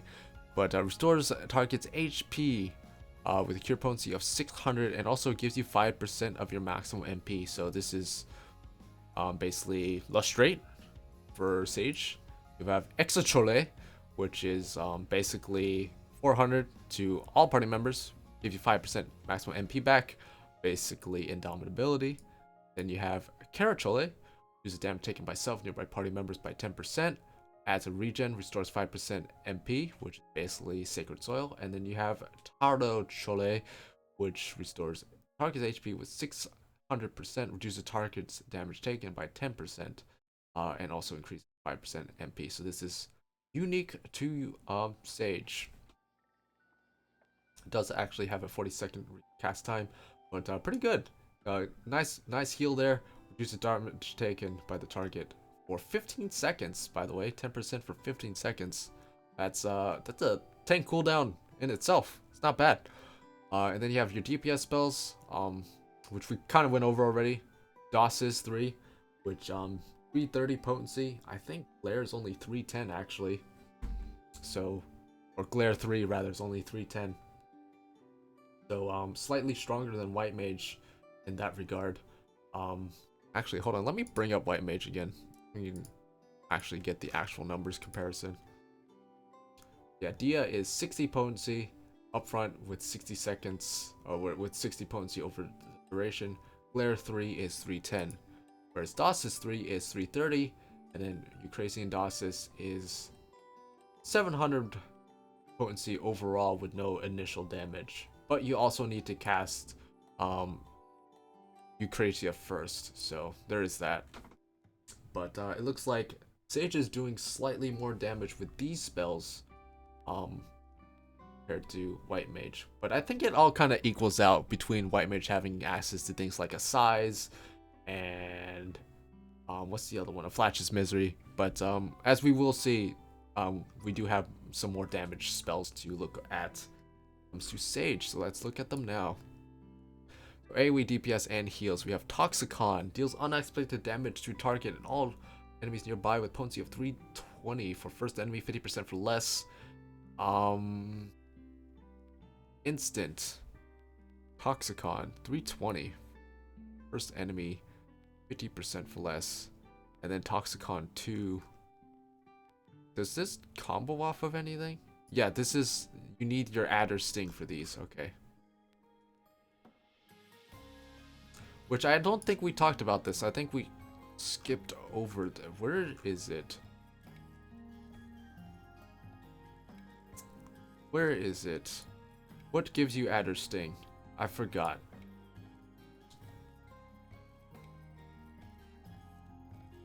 Grants 1 Adder Sting when the barrier granted by Eucrasian Diagnosis is completely absorbed. Maximum 3 stacks. So, Eucrasian Diagnosis, so that's your Adloquium. This is White Mage. That's your Adloquium. Doesn't actually say on here, that's why I didn't catch it. So whenever your barrier is completely absorbed, you get an Adder Sting, which is kind of nice. Incentivizes you to actually heal and get that damage back. So AoE damage. So basically, if you do take the time to cast Eucrasian Diagnosis, you will get back the 330 potency you would have been using on Dosis 3. Although you do have to cast Eucrasia first. No, it evens out, I'd say. It evens out, so there you go. But here you go. Dyscrasia 2. I imagine Dyscrasia 2 just replaces Dyscrasia. So 170 to all enemies nearby you. What is Art of War 2's potency? Art of War 2 is 180, so Art of War 2 does do slightly more than that, so there you go. Phlegma, which deals damage to target and all nearby targets. Potency of 360, first enemy 30% for less, restores HP to targets under the effect of Guardian granted by you. Maximum charge is 2, does not share recast timer with any other actions. So this is a spell. It's an instant cast. It still has an MP cost, but it's just another thing you can have. Actually, there's so many. There's unaspected damage, 49. This is given. You get this at 26. Holy shit. 72 and then 82. I imagine you just get Phlegma 3. If I look at the traits here, offensive, upgrades diagnosis. I'm just gonna assume you only have one Phlegma at a time, because if you had all three, that'd be crazy. But looks like 510 for the first enemy, 50% for less, which is nothing to scoff at. You get 2 charges of this, by the way. 45-second charge time, instant cast spell, 400 MP cost. That's pretty crazy. And it deals unaspected damage to all enemies in a straight line before you with potency of 330 for the first enemy, 50% for less. Restores own HP and HP of all nearby party members, and reduces damage taken by 10%. 400 cure potency, 20 seconds, recast time 2 minutes, restores HP by Guardian. So basically this is a it's kind of like a size, I guess. You do AoE damage, restore HP to everyone around you, but also reduce damage taken by 10% for 20 seconds every 2 minutes. That's crazy. So Sage got some crazy stuff. I think Sage just completely overshadows Scholar, by the way. Like, there's just no way. Sage just has so much cool stuff, so much damage. Look at all the damage. Look at all this damage. Like, to be fair, I mean, you're only picking out one of each of these, but so that's 4 different damaging things you can do that aren't just your basic healing or basic damage spell. That's a lot. Like, if you go and look, like, White Mage has a size, they have Flatch's Misery. Scholar has nothing. They have Energy Drain, I guess. There you go. That's what Scholar has. They have Energy Drain. And then Astrologian has Macrocosmos and Earthly Star. You get 4 different things here. Well, actually, that this doesn't count. This is an AoE spell. You get 3 different things here, so that's pretty cool. I feel like there's something else that grants you Adder's Sting. Maybe you only get Adder's Sting from the barrier, but I feel like I remember reading you get Adder's Sting from some other spell or ability, but I might be misremembering. But yeah, I don't know. Sage looks pretty damn cool, and I don't know why anyone would play Scholar rather than just going straight to Sage when Sage has all these cool things. Yeah, I don't know. I feel like Scholar needs a little bit of love, but I don't know what they would possibly could do to Scholar mid-expansion to make Scholars more appealing, as opposed to the shiny new toy that is Sage, with all the shiny new toys that Sage has. But yeah, there we go. Alright, we're done with the tanks and healers. Man,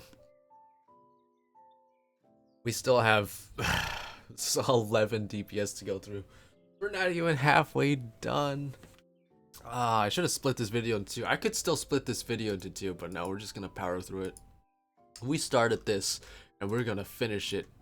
Gosh darn it. Alright, Black Mage next. That's a lot of traits. Holy shit. Okay, let me just skim through these.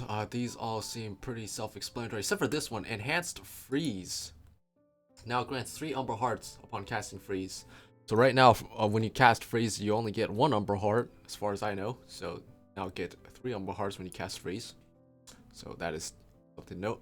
Also, Nokian is now a trait that just increases damage dealt whenever you have Astral Fire or Umber Ice up. You no longer have to cast a Nokian as an ability whenever you cast your first Blizzard 3 or whatever. It's just automatically up whenever you have either Fire or Ice up. So I think that's a good change as well. It just felt like an unnecessary button that you had to press, and that you pretty much kept up no matter what, unless there was downtime, in which case you just press the button again. So I think this is a fine change. It reduces the buttons that you need to press. These all seem pretty self-explanatory. Enhanced Foul allows for the immediate casting of Foul. Hey, look, that's new. There you go. You now instant cast Foul at level 80. Enhanced Polyglot against second starting Polyglot. That was already there. And Aspect Mastery 4 upgrades Fire 2 and Blizzard 2 to High Fire 2 and High Blizzard 2. So gives some use to that. As far as using Fire 2 and Blizzard 2 now, you almost never need to once you have access to Flare and Freeze. So yeah, that's pretty cool. Getting some use out of Fire 2 and Blizzard 2 by upgrading those. Mana Font recast time to 120, down from 3 minutes, I believe. Nokian's magic damage increased to 20% at 86. 2 sharp casts at 88. Then adds Paradox marker to your elemental gauge. Marker is made active upon reaching Astrophile 3, then swapping to the opposite element. Or by swapping to Umbral Ice 3 and gaining 3 Umbral Hearts and then swapping to the opposite element. So, basically whenever you're swapping from fire to ice, you're gonna get a Paradox stack to use with a Paradox spell, which we'll talk about in a little bit. So Fire, Fire 3, Fire 4, Blizzard, Blizzard 3, and Blizzard 4. Pretty self-explanatory, as well as Despair. I don't think any of this really changed functionality that much. Actually, where's oh, okay, here you go. AoE spells. I don't know why these are over here and not over here. These are AoE spells, right? Yeah, they are. So Fire 2 and Blizzard 2 didn't actually, Fire 2 didn't change, Blizzard 2 did. Now does 4 damage and is now a targeted spell rather than being around you. So yeah, I'm not sure if you're still going to be using Blizzard 2 once you have access to Freeze. Let's see, what does Freeze do? 120 to target on the targets nearby it, grants 3 Umbral Hearts, nullifies no, that's the Umbral Heart thing. Can only be executed while under Umbral Ice. It has a more MP cost, I guess, but I don't know why you would Blizzard over Freeze. That is odd to, like, wouldn't you just keep casting Freeze? Alright, let's look at High Fire 2 and High Blizzard 2 then. So deals fire damage for the potency 100 to target, grants Astral Fire 3, and removes Umbral Ice. So basically, you're just using Fire 2 to switch between your forms. Actually, yeah, this is what Fire 2... Oh, there we go. That's what I was missing. I was so confused, but no, you use... So rather than these being, like, actual, like, AoE spells, on top of that, you can use them to switch forms. So that's good. That's good. Okay, there you go. I was missing the utility of Blizzard. Because I was like, why would you use Blizzard if you're just... you would just use Freeze if Freeze does more damage. But no, the point of Fire 2 and Blizzard 2 now, I guess you could use Fire 2 for damage still, because it grants enhanced flare. But, maximum charges too. I don't know. Let's see. Alright, so, Blizzard 2 will, you use this to switch to Blizzard form when you're AoEing, basically. And, once you're in Blizzard form, I imagine you would just go to Freeze, because that grants you 3 stacks of Umbral Hearts, and then by then, you could probably cast your Thunder 2, and then hopefully by then you have all your MP back, and you go back and use Fire 2 to go, or High Fire 2 rather, to keep AoEing. Which, on top of doing damage and granting you Astral Fire 3, it will also grant you Enhanced Flare for 30 seconds. Looks like you can have 2 charges of Enhanced Flare. Where is Flare? I guess Flare would be over here. Flare, 220, 40% for less. Enhanced Flare is 260. No, there you go. 40 more potency on Flare. This uses up all your MP, so yeah, that makes sense. And there you go. That makes sense. So your AoE, I'm seeing how AoE works now on Black Mage going into Endwalker. So you start off Blizzard 2. Grants you Umbral Ice 3. You do Freeze. Grants you your Umbral Hearts. You throw in a Thunder 2 in there. And then hopefully by then you have all your MP back. You use High Fire 2 once to switch. You use it again to get your your second charge of enhanced flare, and then you use flare. Using this the second time will also use up one of your Umbral Hearts. You have 2 Umbral Hearts left. You use flare, which should eat up your Umbral Heart. And then you use flare again with the rest of your MP, and then that uses up both your enhanced flares, and then you go back into Blizzard 2, or you use Mana Font and use another flare if you want. So yeah, there you go. There you go. I like that. All right, AoE. AoE looks like it's gonna feel a lot better in Endwalker. I like that. So we already looked at these. Looks like pretty self-explanatory. All the thunder spells looks like pretty self-explanatory as well. Can still only use 1 thunder. Scathe still in the game for some reason. Xenoglossy, 700 potency, single target. Foul is 600. So Foul still AoE, Xenoglossy, single target. Foul instant cast after 80, which is pretty cool. And Paradox, the new spell. So deals unaspected damage, potency of 510, which Fire 4 is 300, but that's not accounting for all the damage you get from having Astral Fire 3. So I'm assuming Paradox would do slightly more than a Fire 4 would. You would hope.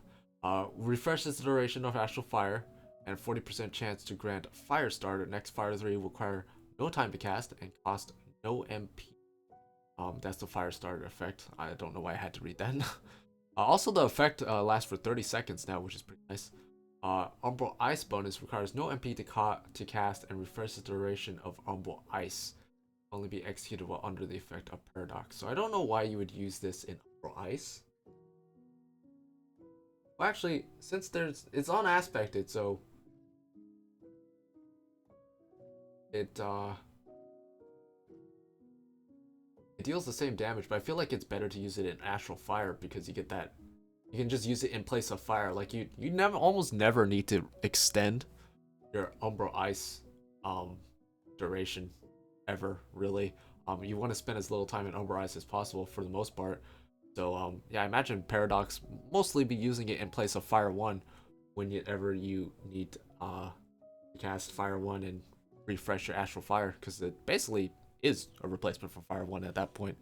So yeah, Paradox, pretty neat. And then utility, what do we got? What do we got? Transpose still the same, Mana Ward still the same, Mana Font still the same, slightly less recast time. Ethereal Manipulation is still the same. Between the Lines, Ley Lines, it's the same. Sharp Cast the same, but now you get 2 charges. Ensures the next Scathe, Fire, or Thunder spell cast will, for the first hit, trigger Scathe's additional effect. So you can use it to trigger Scathe now. Whatever Scathe's affected, it doubles the potency of Scathe. You get 200 unaspected damage. Sweet, man, I love it. Scathe, oh my god. Triple Cast, still the same. Umbral Soul, still the same. And then Amplifier just grants you a free Polyglot stack once every 2 minutes. There you go. At 86, you just get a free Polyglot stat. There you go. Yeah, Black Mage. Not a whole lot of changes to Black Mage other than the AoE is what seemed to get the most attention with Black Mage, and then you have Paradox there, which is pretty cool. But yeah, not a whole lot change other than the AoE on Black Mage, which I think is fine. I think Black Mage is in a good spot right now, so I think it's fine that it didn't change a whole lot. Red Mage next. Alright, dual cast, Mana Men, Enhanced Jolt, Scatter, Mana Stack. Mana Stack sounds new. Enhanced Displacement. So this is all new, the same. Mana Stack though. Adds a Mana Stack to your balance gauge upon landing. Looks like any of your melee attacks. To a maximum of 3. On gaining 3 stacks, for Thunder and Thunder 2 are upgraded to Flare. And then for Arrow and then for Arrow 2 are upgraded to Holy, which actually Holy and for Flare are now AoE attacks, so that makes sense. So this is at 68, by the way, so you don't have to wait until Endwalker to start doing that. Red Magic, that's the same. Uses Magnification to 110. Yep, that's the same. Red Magic 2. upgrades for Thunder to for Thunder 3 and for Arrow to for Arrow 3. And then just gives you for Holy and for Flare upon 3 mana stacks. Red Magic 3, increased potency on all those spells, which is more damage basically on spells. Acceleration, you get 2 stacks at 88, and then Enhanced Manification 2 increases maximum stacks of Manification to 6. I don't know what that means. I guess we'll find out. So here we go. Jolt 2, Impact. I don't know why Impact's here. Wouldn't it be in AoE? But Impact's here. Looks like it still does the same.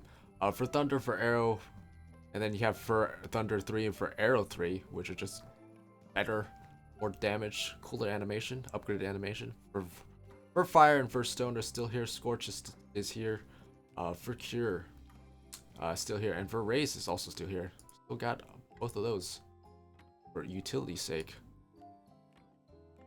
Melee combo. Still looks like the same. You get a mana stack if you use the enhanced version. You do not get a mana stack if you use enhanced reprise. So you do get a mana stack for the AoE one that I can't say. These are still there. This is still there. They changed this that engagement and displacement have the same potency, so now just use engagement unless you need displacement's utility backflip. So that's nice. You don't lose any damage now from using engagement. And AoE scatter, impact should be over here, but impact is still here. Upgrades, scatter upgrades to impact. And then for Flare and for Holy are now actually AoE spells, so they still do decent damage to single target, but now they also do AoE 60% less for all remaining enemies. So there you go. Still behaves the same other than that. For Thunder 2 for Arrow 3, or for Arrow 2 still there, and then Resolution, it's like, is new, deals unaspected damage to all enemies in a straight line before you. Potency 750 for first, 60% for less. This combos after Scorch, and increases your mana by 4 for each. Scorch is changed to Resolution upon landing Scorch as a combo action. So there you go, just one more spell that you can cast right after Scorch. So there you go. It's like you do your melee combo, you do for Flare for Holy, and then after for Flare for Holy, you do Scorch, and then after Scorch you do Resolution. So you get a really big burst from your melee combo now. Even bigger than it's already been. Acceleration looks like it works the same way. Charge time 55 seconds, duration 20 seconds. Effects 3 next cast, 2 charges now. Embolden, looks like pretty much the same thing. Manification, so rather than doubling your mana currently in your gauge, now it just gives you 50 of each. So there you go, which I believe is just enough to do your melee combo. So this is 20, 15, 15. So yeah, just enough. You use 50 to do your melee combo now, instead of what, 75 I think it is, or 80 maybe, currently. So, and also you're getting less mana for your spells. They talked about this during the live letter. Basically you need less to do your combo, but you also gain less per spell. So it sort of balances out. What I don't get is 6 stacks of Manification. I don't know what that is for. Manification effect increases damage dealt by 5% for 15 seconds. Yeah, I don't know what is Manification, the damage increase, I guess. Looking at the traits, this reduces Manifications, recasted 110, adds additional effect that increases magic damage dealt by 5%. So I'm guessing that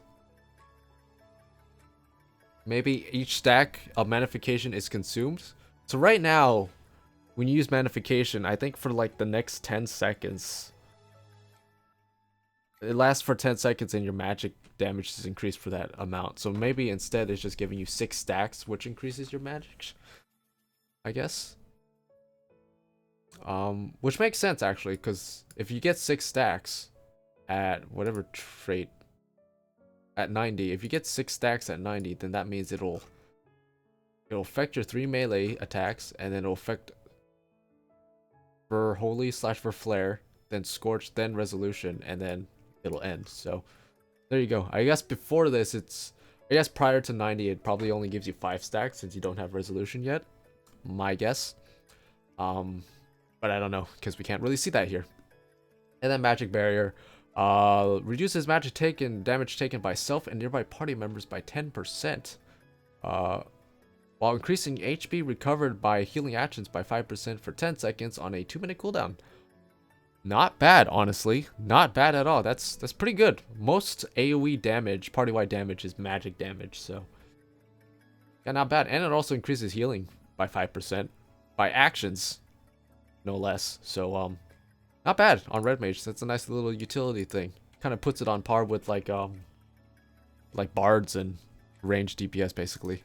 And then Summoner. Oh my god, this is gonna give me a headache. It's basically all new over here on Summoner, so this is gonna take a while.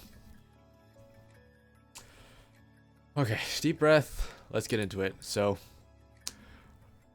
level 15 grants Ruby Arcanum and Topaz Arcanum upon executing Aether Charge. I don't know what that means. Maim and Mend, we can skip those. Aether Charge 2 grants more Aether Charge stuff. Upgrades Ruin to Ruin 2. Wait, what? Ruin to Ruin 2? The heck? Are you sure? Oh, Ruin 2 is... Okay, Ruin 2 is no longer an insta-cast spell that's separate. It's just an upgraded version of Ruin, so there you go. Upgrades Topaz to Summon Titan, so that's pretty self-explanatory. Upgrades to Garuda, and then upgrades to Ifrit. I missed that one.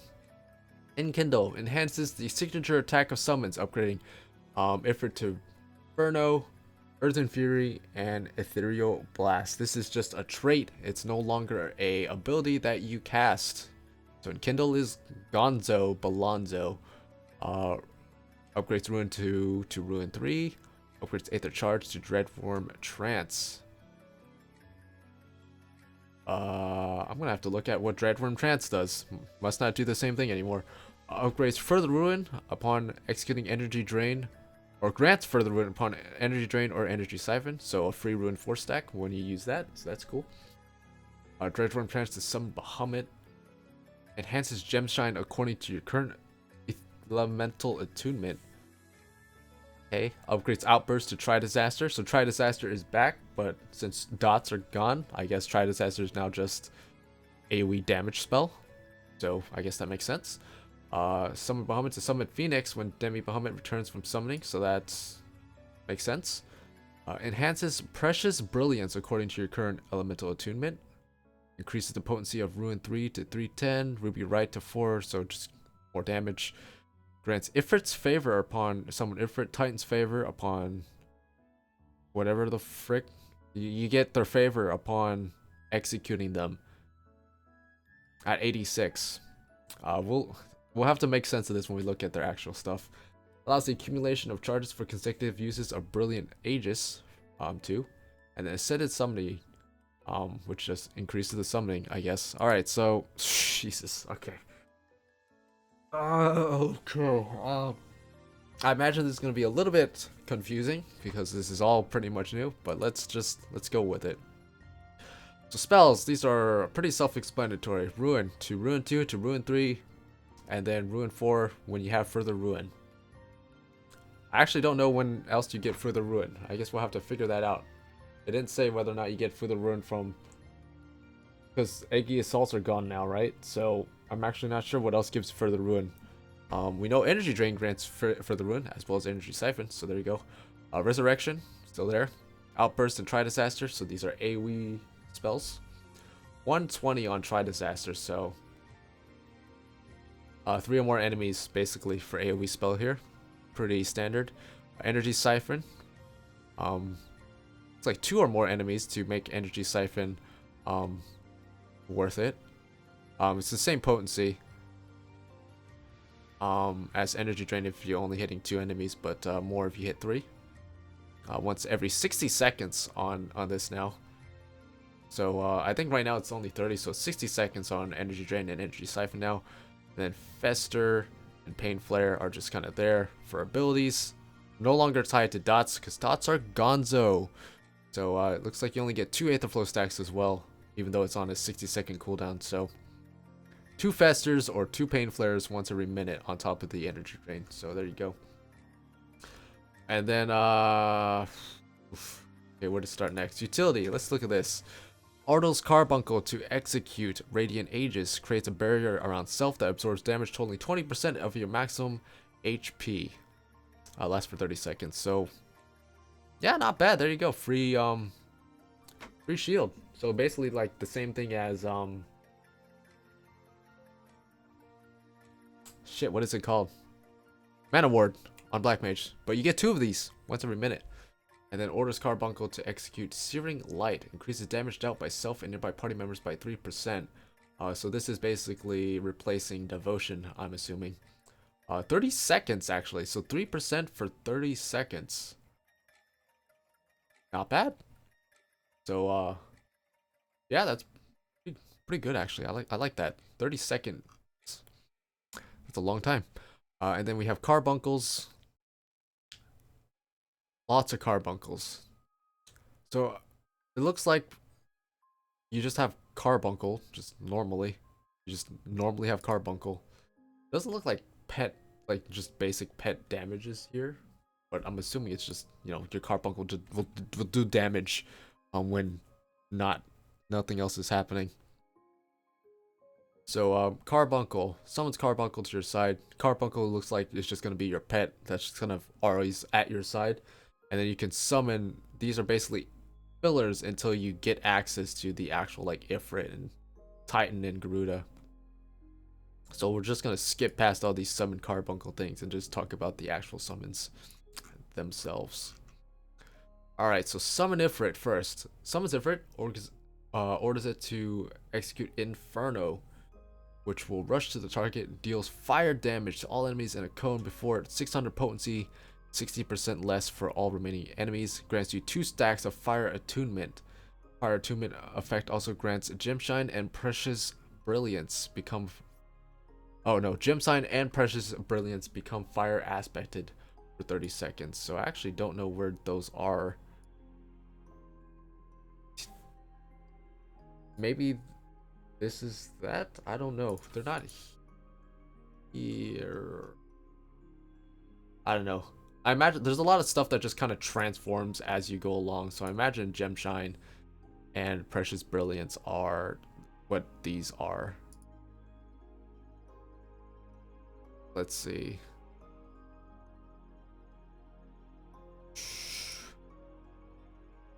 Topaz, Arcanum. Some Bahamut. Elemental Mastery. Yeah, man, I don't know. I'm guessing Gemshine and Precious Brilliance are just like two, like they basically like filler abilities, like Eggy Assaults are, and they'll transform into these spells, one of these spells basically, whenever you have the certain summon out. But yeah, then grants Ifrit's favor. Effective Ifrit's favor ends upon execution of certain summoner actions. So we have Ruby Right, deals fire damage with potency of 430, has a 3-second base cast time, looks like. So that's like fire 4-ish cast time. So there you go.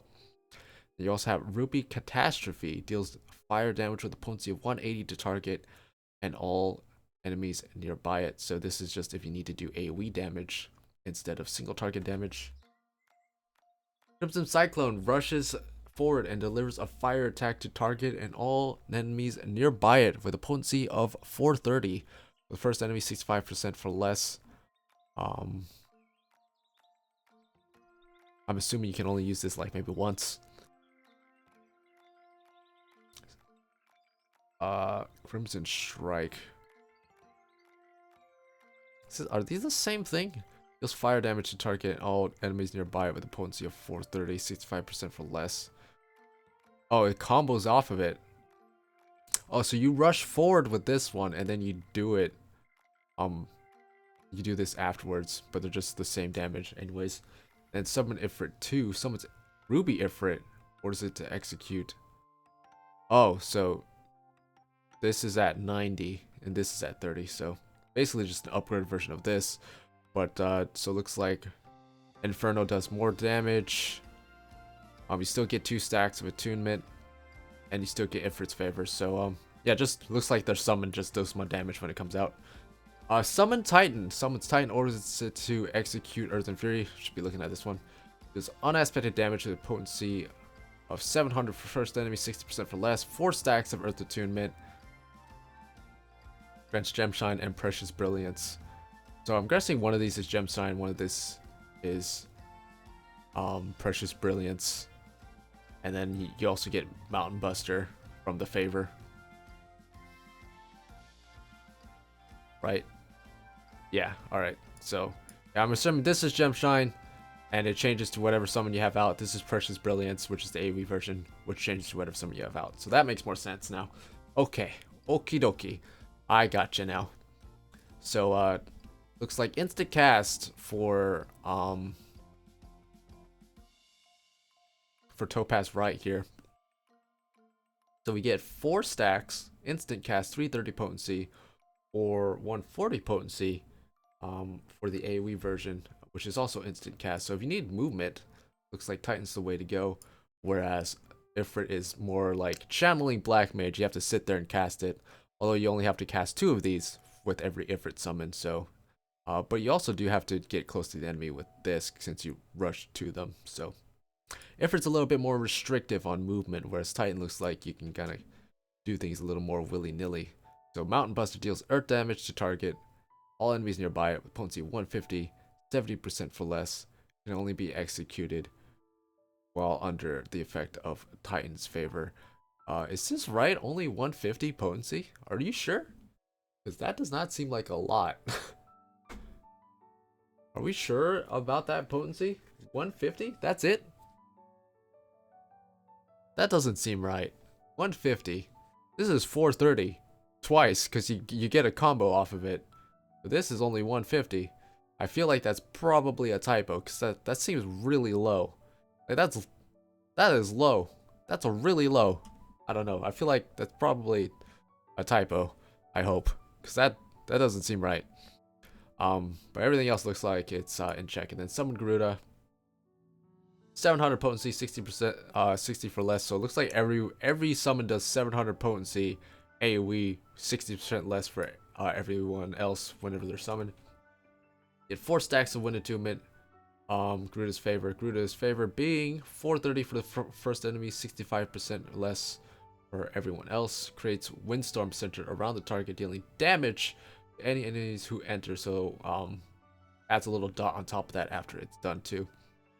And then, which makes me once again look back at this doing only 150 potency and thinking that has to be wrong. There's no way it's only 150. If this is 430 with a dot and this is 430 with a follow-up 430, there's no way this is only 150. That doesn't make any sense. Then Emerald Right spells instant cast again, 230 for Garuda, and then 100 to all enemies nearby. So there you go. Looks like less damage than Titan. Considerably less damage. 100 potency, less damage. Whereas Ifrit is 430 but casts. So maybe it's balanced in that way. But it's still 150 is way too low. Even if Topaz Right does 100% more potency. There's no way. This has to be a typo. 150 is not high enough. That has to be a typo. I'm sure. And then Bahamut and Phoenix. So, River Trance, 20 seconds. Changes Ruin 3 to Astral Impulse and Outburst to Astral Flare. Astral Impulse is 430. From Ruin 3, which is 310. Which is the same amount as Ruin 4, actually. And then... Actually, is this its own spell? Ruin 4 has to be its own spell now, because Ruin 2 isn't a thing, right? I just realized that, so it's... more. You have to make more room on your hotbar, or actually you don't because Rune 2 is gone now. So I guess you don't. It's just there instead of Rune 2 now. And then Astral Flare instead of Try Disaster, which is 180. Or 100 actually, because this changes. We'll just keep reading. Astral Flow channels the energies of your active trance or elemental favor to perform one of several actions. Actions changes to Death Flare while in Dreadworm Trance. Firebird Trance is Rekindle. Okay. Ifrit's favor is Crimson Cyclone. Titan's favor is Mountain Buster. Buddha's favor is Slipstream. So these are this. Whoops. This Crimson Cyclone, Mountain Buster, and Slipstream. Okay, so looks like Astral Flow is just gonna be kind of like one of those abilities, like ninjutsu, that just kind of changes based on what it needs to be depending on whatever stance you're in. So it's gonna be variable basically, like Iajutsu or ninjutsu or draw.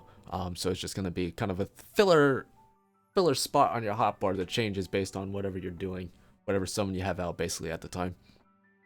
So less things you have to keep on your bar, so that's good. Deals unexpected damage to target and all enemies nearby at 500 potency, 66% for less. Can only be executed in Dreadworm Trance. Doesn't say it ends Dreadworm Trance anymore, so that's interesting. Also, Dreadworm Trance has a minute cooldown. Forgot to mention that. Akmorn, when you're in Bahamut, makes sense. Enters Dreadworm Trance and summons Demi Bahamut. So this actually replaces Dreadworm Trance at 70, I believe, right? At 70. Yeah, upgrade Dreadworm Trance to summon Bahamut. So Dreadworm Trance now just turns into summon Bahamut at 70.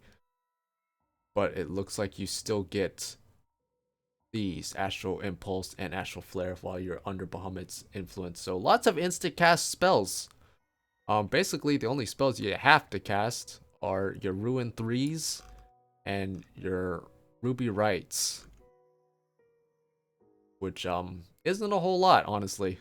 So lots of mobility on Summoner now. So I mean, you already had a lot of mobility already, but even more mobility now.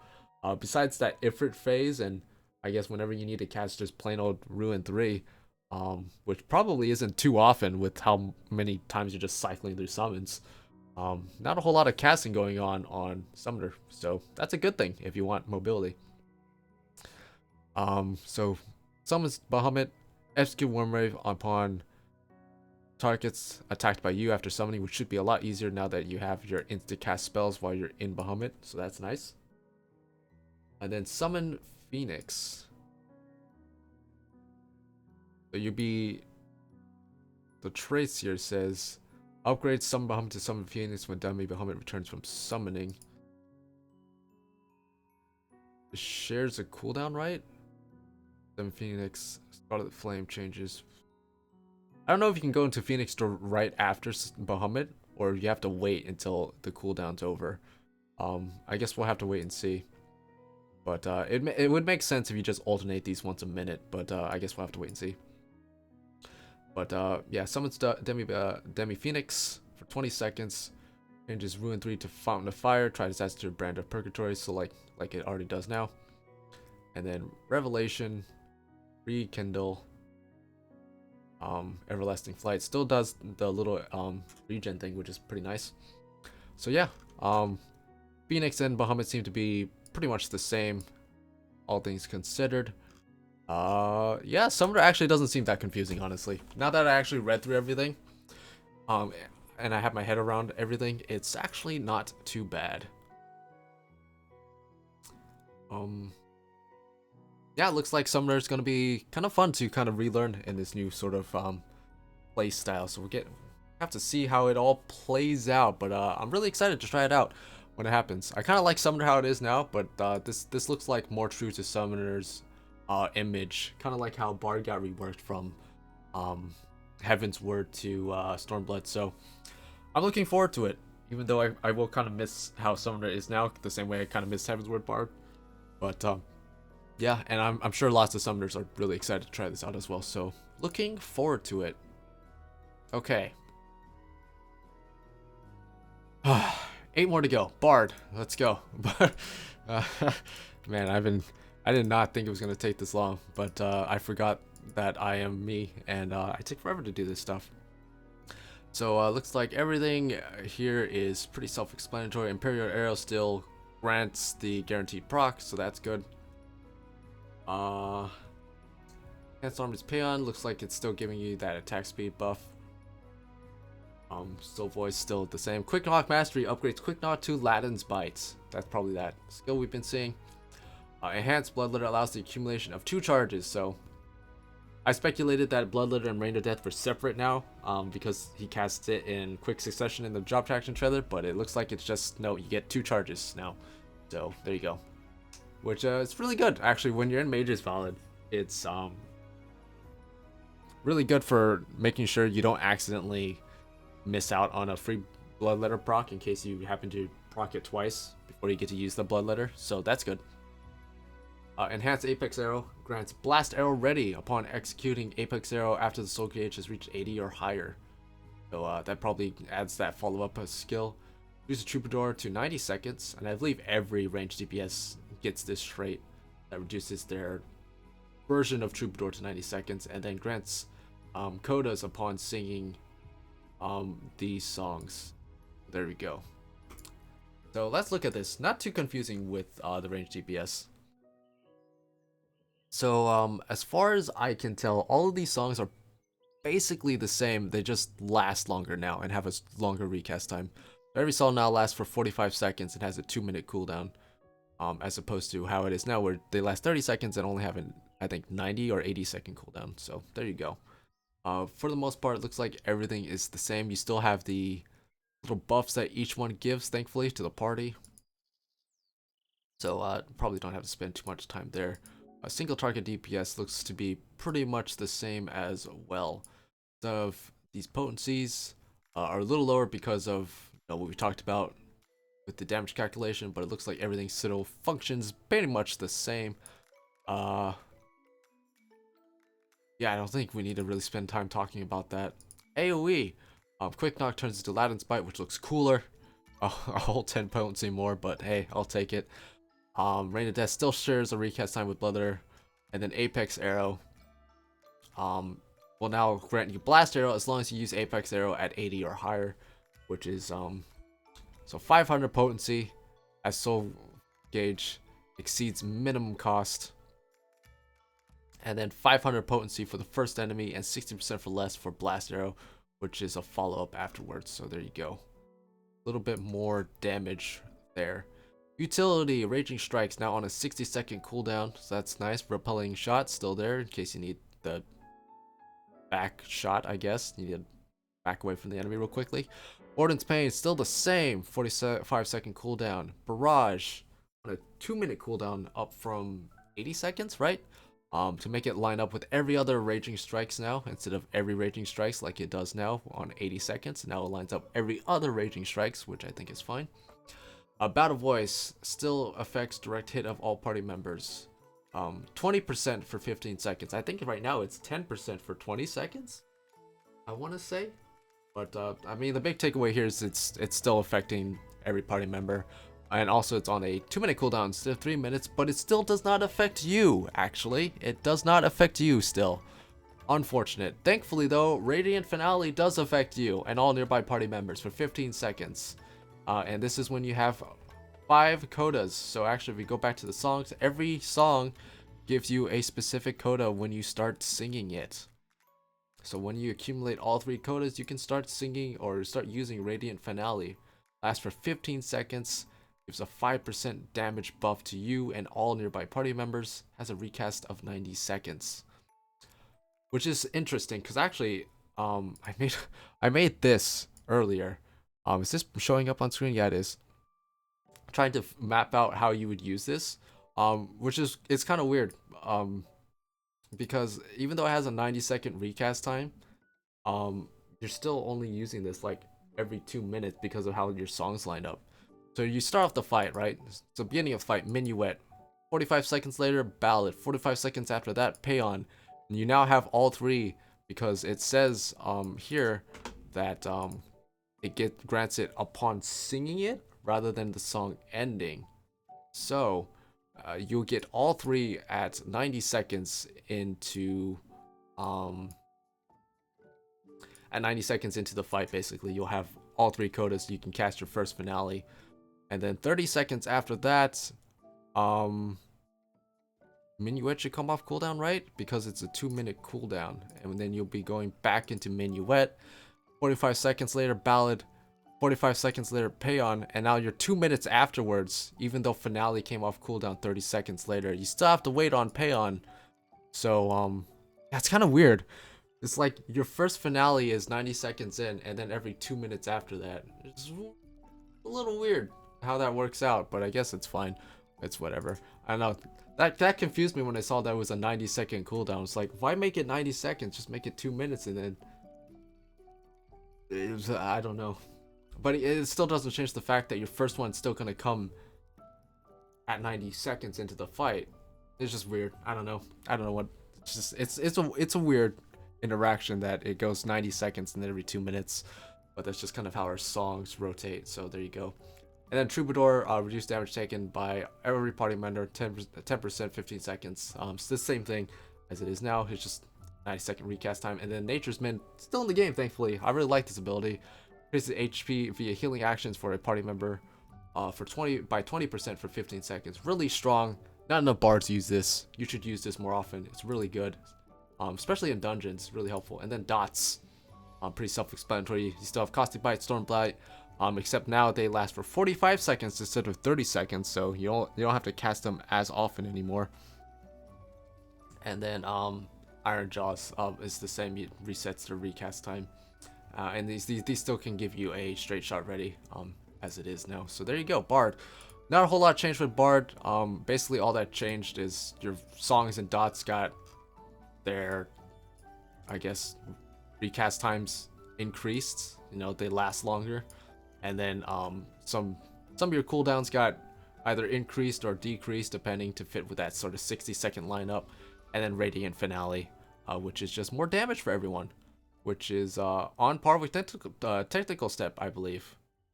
So yeah, so bards and dancers are closer than ever. Well, dancers still have their single target partners, so not exactly, but bard and dancer are closer together if you kind of add in the fact that you get these smaller buffs from the song. So be curious to see how their personal damage lines up with each other once we get access to them. So can't wait to see that. The next up is actually Dancer, so let's go.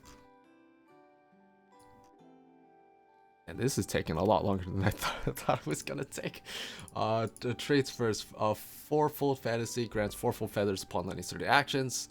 Increased base damage on Avant charges. Esprit when she hits 76. Flourishing Finish on using Technical Finish, so that's new. Enhanced Esprit increases Esprit gauge by 10. Upon successfully landing Reverse Cascade, Fountain Fall, Rising Windmill, or Blood Shower. These are your procs, single target and AoE skills. Enhanced Flourish grants 4-fold Fanned Dance upon Flourish. Shield Samba reduced to 90 seconds, and grants Flourishing Starfall upon Devilment. So we get 3 procs here with our abilities, so we'll have to look at that. So when it comes to your AoE and single target skills, nothing really changed. Potencies are a little bit lower because of what we talked about before, but still pretty much grants the same thing. Basically you still have Cascade and Fountain. They can still proc their respective things. Same with your AoE, so nothing to really talk about there. Moving on to utility. On Avant hasn't changed. Curing Waltz hasn't changed. Shield Samba hasn't changed. Close Position also has not changed. What has changed are these. So Devilment still grants the enhanced critical hit rate and direct hit rate, but now also grants you Flourishing Starfall, and also still applies to your partner, by the way, but it grants you Flourishing Starfall, which I believe is used on this Starfall Dance, which is your capstone ability for Endwalker. Delivers a critical direct hit to all enemies in a straight line before you with a potency of 600 and 75% for less for all remaining enemies. Now, Flourishing Starfall lasts for 30 seconds, and I'm actually wondering, if we're gonna be using Starfall Dance under Devilment's window, since Starfall Dance is a guaranteed critical direct hit, it wouldn't surprise me if we use Starfall Dance as soon as Devilment is over, rather than, you know, taking up the increased chance. But on the other hand, since increasing our critical hit rate does increase the size of the crit, we might still use Starfall Dance in our Devilment. I'm not sure how that will pan out in terms of math. I'm sure we'll figure it out pretty soon here once we get hands-on, or hell, probably someone will calculate it out by now already. Who knows? But I'm curious to see how Starfall Dance, where it's used basically. If we use it in our Devilment window or afterwards, because we get 30 seconds to use it, so you know we can use it afterwards and it'll work just fine. So, and then Flourish. Flourish got changed a bit. It no longer grants you or it grants you Flourishing Symmetry and Flourishing Flow, but basically you only get one or the other, right? So now whenever you use, you know, Cascade or Windmill, you get Flourishing Symmetry, which you can use on Rising Windmill or Cascade. And because of how this works, when you use Flourish, rather than getting access to all four, you just get access to either the single target ones or the AoE ones, depending on the situation you're in. You know, if you're using Flourish for single target, use it for Reverse Cascade and Fountain Fall. If you're using it for AoE, you use Rising Windmill and Blood Shower. So that changed. You get threefold Fan Dance and fourfold Fan Dance. Now, I feel like there's a typo here, because you get Flourishing Fan Dance here, which doesn't make sense. Because these grant threefold Fan Dance and Flourish gives you threefold Fan Dance. So I'm assuming that this is supposed to say for Fan Dance 3 that you get threefold Fan Dance, or can only be executed under threefold Fan Dance rather than Flourishing Fan Dance. So I think that's just a typo there. Makes sense, seeing how Fan Dance 1 and 2 feeds into Fan Dance 3 right now. So I feel like this is just a typo. This should say can only be executed while under the effect of threefold Fan Dance. So Flourish still gives threefold Fan Dance, and you get fourfold Fan Dance, which is used for Fan Dance 4, which delivers an attack to all enemies in the cone before you with a potency of 300 for the first enemy and 50% less for all remaining enemies. So an extra Fan Dance on top of that. I believe all of these are different buttons as well, so you're going to need 4 different buttons for each of your Fan Dances. So yeah, there you go. I mean, you don't have a whole lot of buttons on Dancer anyway, so I'm pretty sure you can fit it in. And then Improvisation also changed a bit. It no longer grants Esprit. Instead, it gives you Rising Rhythm. Stacks increase every 3 seconds to a maximum of 4. And it gives healing over time for self and nearby party members for everyone who's in it. So it's just an AoE heal while you're channeling it. And then after it's over, you can use Improvised Fan Dance. Creates a barrier around self and all nearby party members. Damage absorbed increases with stacks of Rising Rhythm. So it stacks up to 4 times. If it stacks completely up to 4 times, it's 10% barrier, which is nothing to laugh at. And it looks like even if you have 0 stacks, you can just cast the 0 stack version, which just 5%, which yeah, not bad, honestly. If you just like, it's kind of like how you can just do Collective Unconscious. You know, you just pop Collective Unconscious for a second, get the regen on, and then just immediately go into spells. With Improvisation, you can pop Improvisation, do your next GCD, and then pop Improvised Finish, and then get a 5% shield on everybody, looks like. So yeah, I'm assuming anyway. I'm assuming the stacks are on you and not on everyone else. You know what I mean? So if the stacks, like, if you had to accumulate stacks on everyone, well, I guess it wouldn't matter. 0 stacks is still 0 stacks on everyone. So yeah, 5%. It's 5% shield, basically. Even if you don't have the time to sit there and cast Improvisation and channel it for like a big attack, just in the middle of battle, 5% shield. Not bad, not bad. I like it. And then for dances, dance steps are down here. They haven't changed at all. Standard step and technical step haven't really changed a whole lot, except that now technical step grants you Flourishing Finish, which now allows you to cast this new dance, Luana, which is a bit confusing to me how this is going to work into our kit. Basically, it seems that you can use Luana after technical step, and it basically grants you basically the same effects of standard step. Deals less damage than standard finish, but it's just after you cast this, it's just another ability you have. So there you go. It's just there for you to use, and it transforms to Luana after technical finish, but it doesn't say it shares a recast time with standard step. So I'm assuming you can still use standard step pre-pull, you know, cast standard step pre-pull, open with standard step, go into technical step, cast technical step, and then immediately do Luana afterwards for just a little bit of extra damage, and then it won't affect standard steps recast time at all. I'm assuming that's how it works. I'm hoping that's how it works. In which case, Luana isn't confusing at all. It's just extra damage for you. Hooray, more damage. There you go. Why not? And that's pretty much it for Dancer. Just a couple new toys to play with. I really like getting just more abilities to play with. It's really cool. More abilities, more weapon skills. We didn't talk about Saber Dance, but it's basically the same thing. You use it 50 Esprit gauge. Esprit gauge seems to be coming in a bit more consistently with the new changes to the traits, but yeah, I like it. I think it's good. Dancer's in a good spot. I like how the new toys given to Dancer. Not a whole lot changed with Dancer. Not a whole lot changed with any of the ranged DPS, as we'll see with Machinist too. So traits first from Machinist. Increased actions. Third charge is Ricochet. Hot Shot turns to Air Anchor. Enhanced Wildfire. Promotion. Spread Shot turns into Scattergun, which is a cool ass shotgun, which is cool. A Reassemble can now get 2 charges at 84. Also increases the potency of your clean shot weapon skills, looks like, at 84.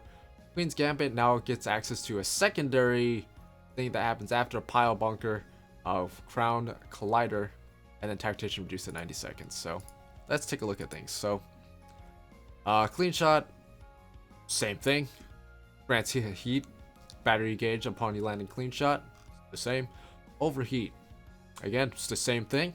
Heat blast reduces the cast time of Gauss and Ricochet. Auto crossbow still there.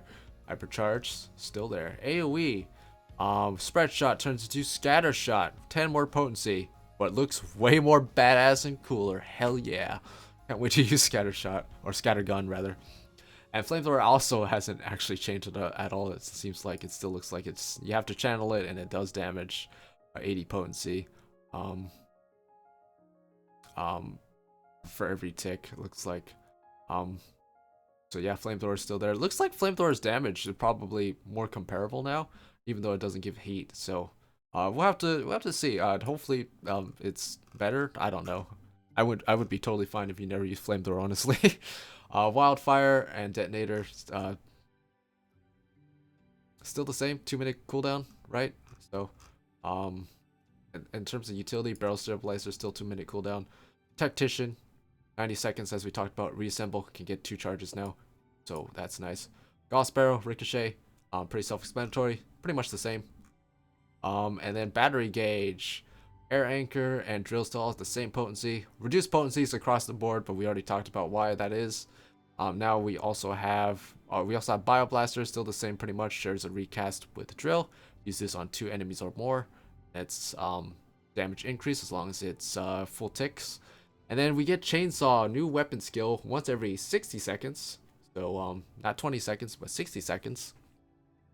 This is the capstone ability, 550 potency. So same potency as Drill and Air Anchor on a single target, but it does do AoE damage 65% for less.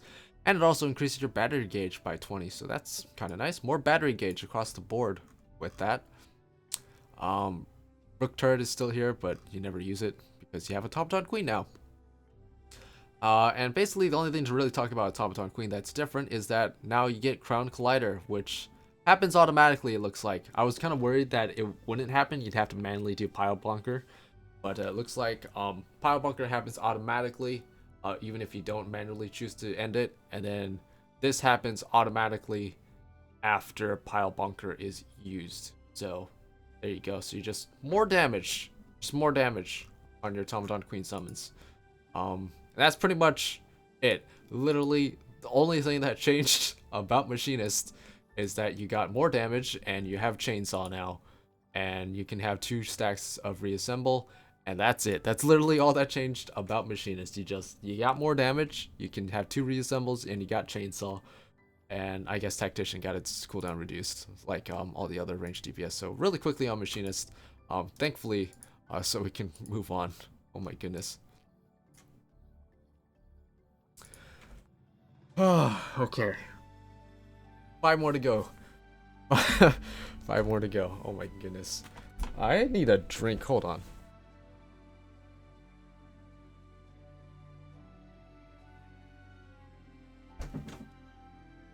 Okay, I have my drink.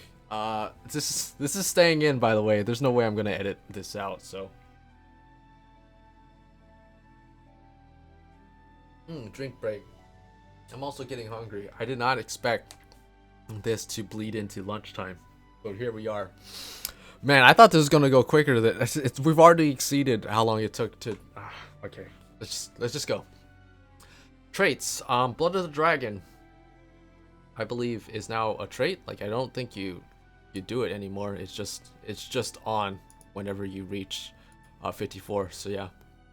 So Blood of the Dragon is now just a trait. It's no longer something you have to keep up or maintain. It's just a trait, and things reflected to show that. So all of this stuff is pretty self-explanatory.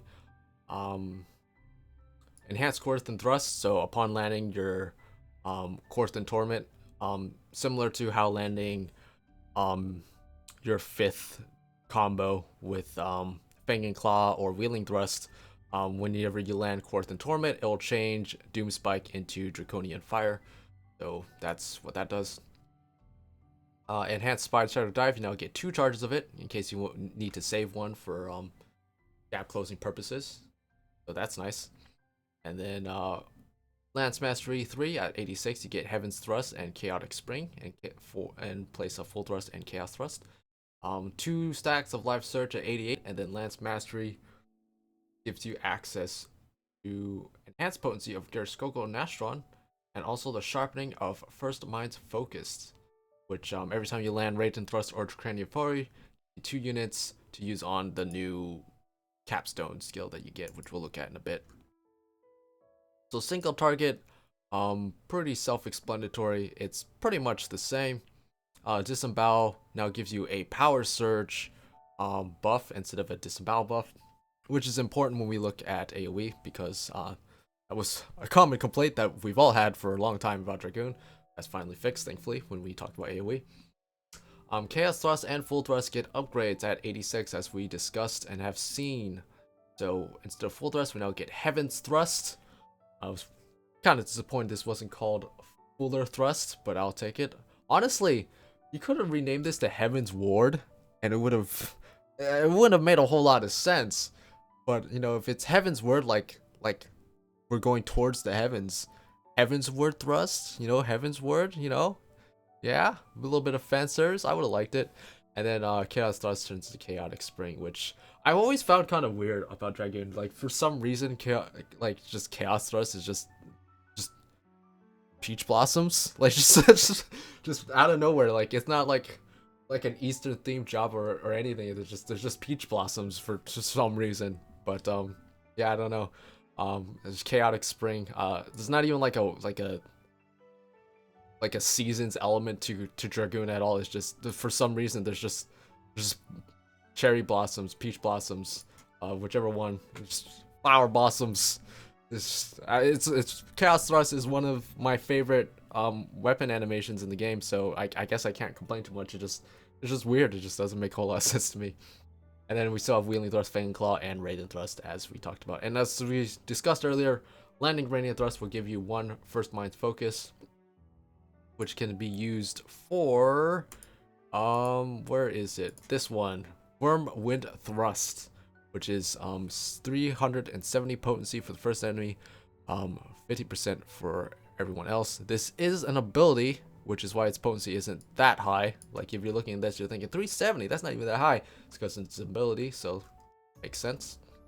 AoE, Doom Spike, pretty self-explanatory. Sonic Thrust now grants Power Surge, thankfully, which is the damage dealt increase. So we finally done it. We finally gotten disembowel on Sonic Thrust, guys. It took all expansion. It took a whole new expansion launching to get this, but we finally got it. So there you go. If you were waiting to get disembowel on your AoE combo, we finally got it. We finally did it. Yeah, and then Quarthan Torment grants Draconian Fire, which basically gives you Draconian Fury in place of Doom Spike. So there you go. Utility Life Surge. Critical damage for first weapon skill use. Afterwards, 2 charges now. 45-second charge time. Lance Charge now on a 60-second cooldown. Down from 90 seconds, I think, right? Now only increases damage dealt by 10% for 20 seconds, though. So a little bit of a nerf to the damage dealt. But recast time is down, so it kind of makes up for it. And then Battle Litany down to 2 minutes. A critical hit rate of everyone around you for 15 seconds. Dragon Sight, 2 minutes still. Right eye to yourself, left eye to someone else. 10% for you, 5% to whoever you choose for 20 seconds. Pretty self-explanatory. Piercing Talent still there. And then here are our jumps. Look at the jumps. Elusive Jump still 30 seconds. Basically just used in case you need it for movement. High Jump still gives jump ready. Spy Shadow Dive, 2 charges now, 60-second charge time. Dragon Fire Dive, 2-minute cooldown. I think it's on a 2-minute cooldown right now anyway, so that's the same. And then Mirage Dive for strengthening your gaze as it is now. To do Gerskogel, Life of the Dragon, Blood of the Dragon, whatever it's called. Life of the Dragon is the red one. To get to Nastron. So you need 2 dive readies to get to Nastron upon using Gerskogel. And then we still have Stardiver still in the game. So yeah, pretty self-explanatory when it comes to Dragoon. Literally nothing changed. We got a couple more upgrades in form of like Heaven's Thrust, Chaotic Spring. We finally got our Disembowel damage buff on our AoE combo. Things got shorter, like cooldowns got shorter and adjusted accordingly. And then we got 1 new ability. Yeah, and that's it. Pretty self-explanatory when it comes to Dragoon. Not gonna complain. I like Dragoon where it is now, so don't need to change it. Monk though, Monk's getting quite a few changes.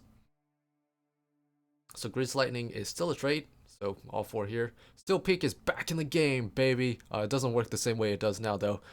It's basically a filler for Forbidden Chakra because you get your meditation stacks pretty early on with the reworked monks. So Steel Peak is just kind of there to use your 5 chakra stacks whenever you accumulate them properly. Enhanced Perfect Balance, we'll talk about that in a bit. You get this at 60, looks like, Enhanced Perfect Balance. Meditations, Howling Fists back in the game, baby. But again, this is just a fill-in for Enlightenment, so we're not even going to see this if you already have your monk leveled up. Enhanced Great Lightning, we already talked about. Armor Destroyer gets upgraded to something else, which is pretty cool. Thunder Clap, we'll talk about. It's a new sort of gap closer. Flint Strike to Rising Phoenix, we'll talk about. Enhanced Brotherhood at 88 guarantees that chakra will open when a party member under the effect of Meditated Brotherhood execute a weapon skill or spell. So that's actually pretty massive. You're just going to be just cycling through Forbidden Chakras when you have Brotherhood up now. So that's pretty insane. And then Tornado Kick turns into Phantom Rush, we'll talk about. Alright, so lots to talk about. So as for your core 6 abilities, or weapon skills I should say, nothing's really changed here other than the fact that True Strike and Twin Snakes no longer have positionals tied to them, just to make things a little bit easier for monks. So now it doesn't matter where you use True Strike or Twin Snakes from, you don't need to be on the rear or the flank for either of them, so that's kind of nice. Twin Snake still only has a 15-second buff timer, it looks like. But with the rework to Perfect Balance, I think that's fine, doesn't need to change. Down here we have Steel Peak, which you get pretty early on. I think it's like level 16. When do you get Meditation? Hold on. When do you get Meditation? Where is Meditation? Where is it? 15. So you get You get Steel Pick at 15 with Meditation, so pretty quick, pretty early on actually. So not bad.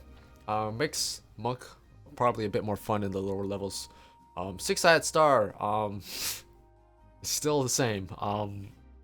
550 potency, still has a long ass recast time and increases your movement speed for 5 seconds after using it. Still incredibly niche, not going to use it a whole lot, unfortunately. AoE, not a whole lot has changed here. You still looks like need to actually apply Twin Snakes before you use 4-foot Flurry. Looks like 4-foot Flurry only extends Twin Snake's duration. It doesn't grant its effect, so you need to use Twin Snakes when you're AoEing at the start, and then you can use 4-foot Flurry afterward to keep it up. Arm of the Destroyer turns into Shadow of the Destroyer, which actually guarantees critical hit damage when you have the Oppo Oppo form bonus, which is pretty badass actually. That's pretty cool. And you get that from using Rock Faerie, obviously. And then you have Howling Fist and Enlightenment. Howling Fist is just the prerequisite to Enlightenment, so we're not even going to see that if you're already leveled on Monk. We'll look at utility and then we'll take a look at Masterful Bliss afterwards. So Meditation is pretty much the same. Mantra, pretty much the same. 10% for self and nearby party members. Healing Actions, 15 seconds, pretty nice. Form Shift, pretty much the same. Thunderclap, Shoulder Tackle is now gone. In its place, we have Thunderclap, which allows you to rush to an enemy or a party member's location. 3 charges, charge time 30 seconds, so no longer does damage, but it's just there for a gap closing utility, which I think is fine. Riddle of Earth and Riddle of Fire are pretty much the same. They had their Riddle of Fire had its recast time adjusted to 1 minute. And then we have Riddle of Wind, which is actually pretty interesting. Reduces auto attack delay by 50% for 15 seconds on a 90-second cooldown. That's pretty fun, actually. We haven't actually seen a whole lot of stuff like this. Like, I remember back in like A Realm Reborn, we had like Barrage, which like tripled your auto attacks, which was pretty fun. But yeah, it's pretty rare to get abilities that affect auto attacks, so it's pretty cool to see this. Just twice the amount of auto attacks for 15 seconds, once every 90 seconds. And then we have Brotherhood, now on a 2-minute cooldown. I believe it's 90 seconds right now. Increases damage dealt by 5%, gives you Meditative Brotherhood for all those chakra accumulations. And then Anatman, pretty much the same thing it does now. Extends duration of Twin Snakes in your current form. Pretty niche ability, but it's still there in case you still need to use it. And then we have Masterful Blitz, so perfect balance, I should say. Leads into that. So grants you 3 stacks of perfect balance, and each stack allows the execution of a weapon skill that requires a certain form without being in that form, and will also grant you the required chakras whenever you execute that weapon skill. So Bootchan would give you Open chakras, True Strike would give you Quirrell, or would it be Quirrell or Raptor?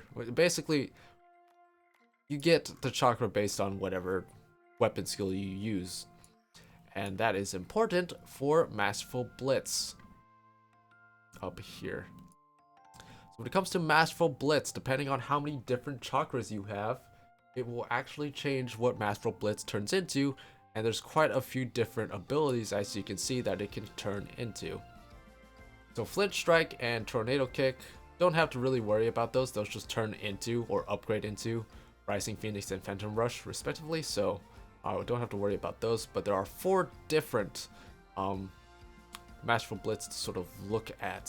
So okay, let's take a look at this. So Elixir Field, if you have only 1 chakra, you get Elixir Field, 600 potency to all nearby enemies, 65% less, grants you Lunar Naughty. When you have only 2 different ones, you get Celestial Revolution, which is just an attack, single target, 450 potency, which will give you Lunar Naughty or Solar Naughty if you already have Lunar Naughty. However, this is one of those things where you kind of never want to use this, it looks like, because for one, it does less damage, and 2, there's a better alternative, which is Flint Strike, or I guess Rising Phoenix, I should say. This is when you have 3 different beast chakras, and it will do 700 potency, 65% less for everyone else, gives you solar. You want to be using Elixir Field and Rising Phoenix basically, so you want to have either 1 chakra to get Elixir Field, or 3 Beast Chakras for Rising Phoenix. And then once you have both Lunar and Solar, you can use Phantom Brush with Master of Blitz, which is just more damage and can only be executed. Have basically both Lunar and Solar, as well as 3 different Beast Chakra in your gauge. So yeah, Celestial Revolution. I don't know why it's there. I guess it's there in case you mess up, I guess, but ideally you're probably never ever going to want to use that. So yeah, it's just kind of there in case you mess up, but hopefully you'll never see it. I don't know why. I kind of wish they would have changed it so that Elixir Field is the one that you don't see, since we've seen Elixir Fields, just a new ability for the 1 chakra, But I don't know. Celestial Revolution's there. If you mess up, you get 2 chakras, which you almost never want to do. In fact, you never want to do that. I'm just gonna say that right out. You never want to do that. You want to have 1, you want to have 3, and then you want to have 3 when you have both Lunar and Solar. But yeah, not as confusing as they made it out to be in the live letter. Like, once you kind of sit down and read it, it makes a whole lot of sense, and I think it's fun. It adds a whole nother aspect to Monk that I think we've been needing for a long time to sort of bring fresh air into the job, because it hasn't really changed a whole lot in the past, 8 years we've had it. So yeah, I'm glad to have sort of another mechanic to work at, since we kind of lost the build up to Grease Lightning and all that. So looking forward to Monk, actually. Yeah, Monk seems fun, actually. I'm looking forward to playing that, probably more so than like Ninja even. But speaking of Ninja, let's talk about it. There's a lot to talk about with Ninja, in terms of just how much stuff there is. But when you boil it down, it's not too confusing either. So in terms of traits, Adept Assassination is kind of an unfortunate one. Upgrades Assassinate to Dream Within a Dream. So yeah, I talked about this in what I wanted for like job wish lists, and I mentioned how Assassinate and Dream Within a Dream don't both need to be in the game anymore, and it seems like the devs agreed. Assassinate just now turns into Dream Within a Dream once you get Dream Within a Dream, and you get Assassinate a little bit earlier. So Assassinate is going away, unfortunately. Yeah, it sucks. But also Assassinate also restricted your movement a little bit, so maybe it's not such a bad thing that Assassinate's going away and we're keeping Dream Within a Dream. Increased Ninki, all this stuff is pretty self-explanatory. Melee Mastery, increased potencies basically. Increased Ninki gauge when landing your combo finishers with Alien Edge or Armor Crush. Enhanced Misui is actually pretty interesting. Increase the potency of Bava to 400 while under the effect of Misui. This is 30 seconds. And then Focused grants you Fort Raiju ready upon using Raiton at level 90, and we'll talk about that, as that is our capstone ability. Right off the bat, combos. Spinning Edge, Gust Slash, Alien Edge, Armor Crush pretty much functions exactly the same. They do a bit more damage, get a bit more Ninki when you use Alien Edge and Armor Crush at level, whatever level it was you get that trait. But also you get Hyu Raijin. I want to say Hyu Raijin? That sounds about right. Only 200 potency, but it grants you Huton. That being said, I don't know how often you would use Hyu Raijin over just using regular Huton pre-pull.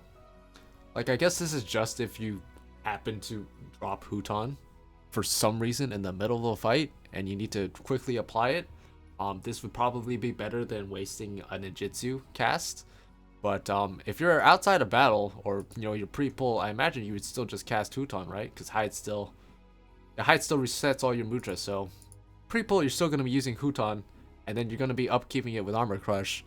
But if for whatever reason you're in the middle of combat and you dropped Huton for some reason, Hyu Raijin is probably better than wasting a ninjutsu to cast Huton. So there you go. Off global cooldown, Trick Attack still there, 15 seconds, 5% damage taken. So thankfully still there. Mug and Dream Within a Dream abilities still there. Increases Ninki gauge by 40 for Mug still, so that's there. Also still get the items increased from Mug, which is pretty funny, still there. Ninki Gauge. Here we go. Not a whole lot has changed here, basically. 50 Ninki for Bava and Hellfrog, still. 400 potency while under Misui for Bava and Bunshin is still here. 90-second cooldown. Still costs 50 Ninki Gauge. And will also allow you access to Phantom Kamaitachi afterwards. I don't know. The Shadow deals wind damage with to target. I don't think you have to use this in your Bunshin window, but I guess there's no harm in using it in your Bunshin window. But there you go. No, you have to use it under Bunshin, yeah. So you have to use this under one of your 5 stacks of Bunshin, Phantom Kamaitachi. And it says actually its recast time is 2 minutes and 46 seconds. So I'm not sure. Did you just spam this 5 times while under Bunshin?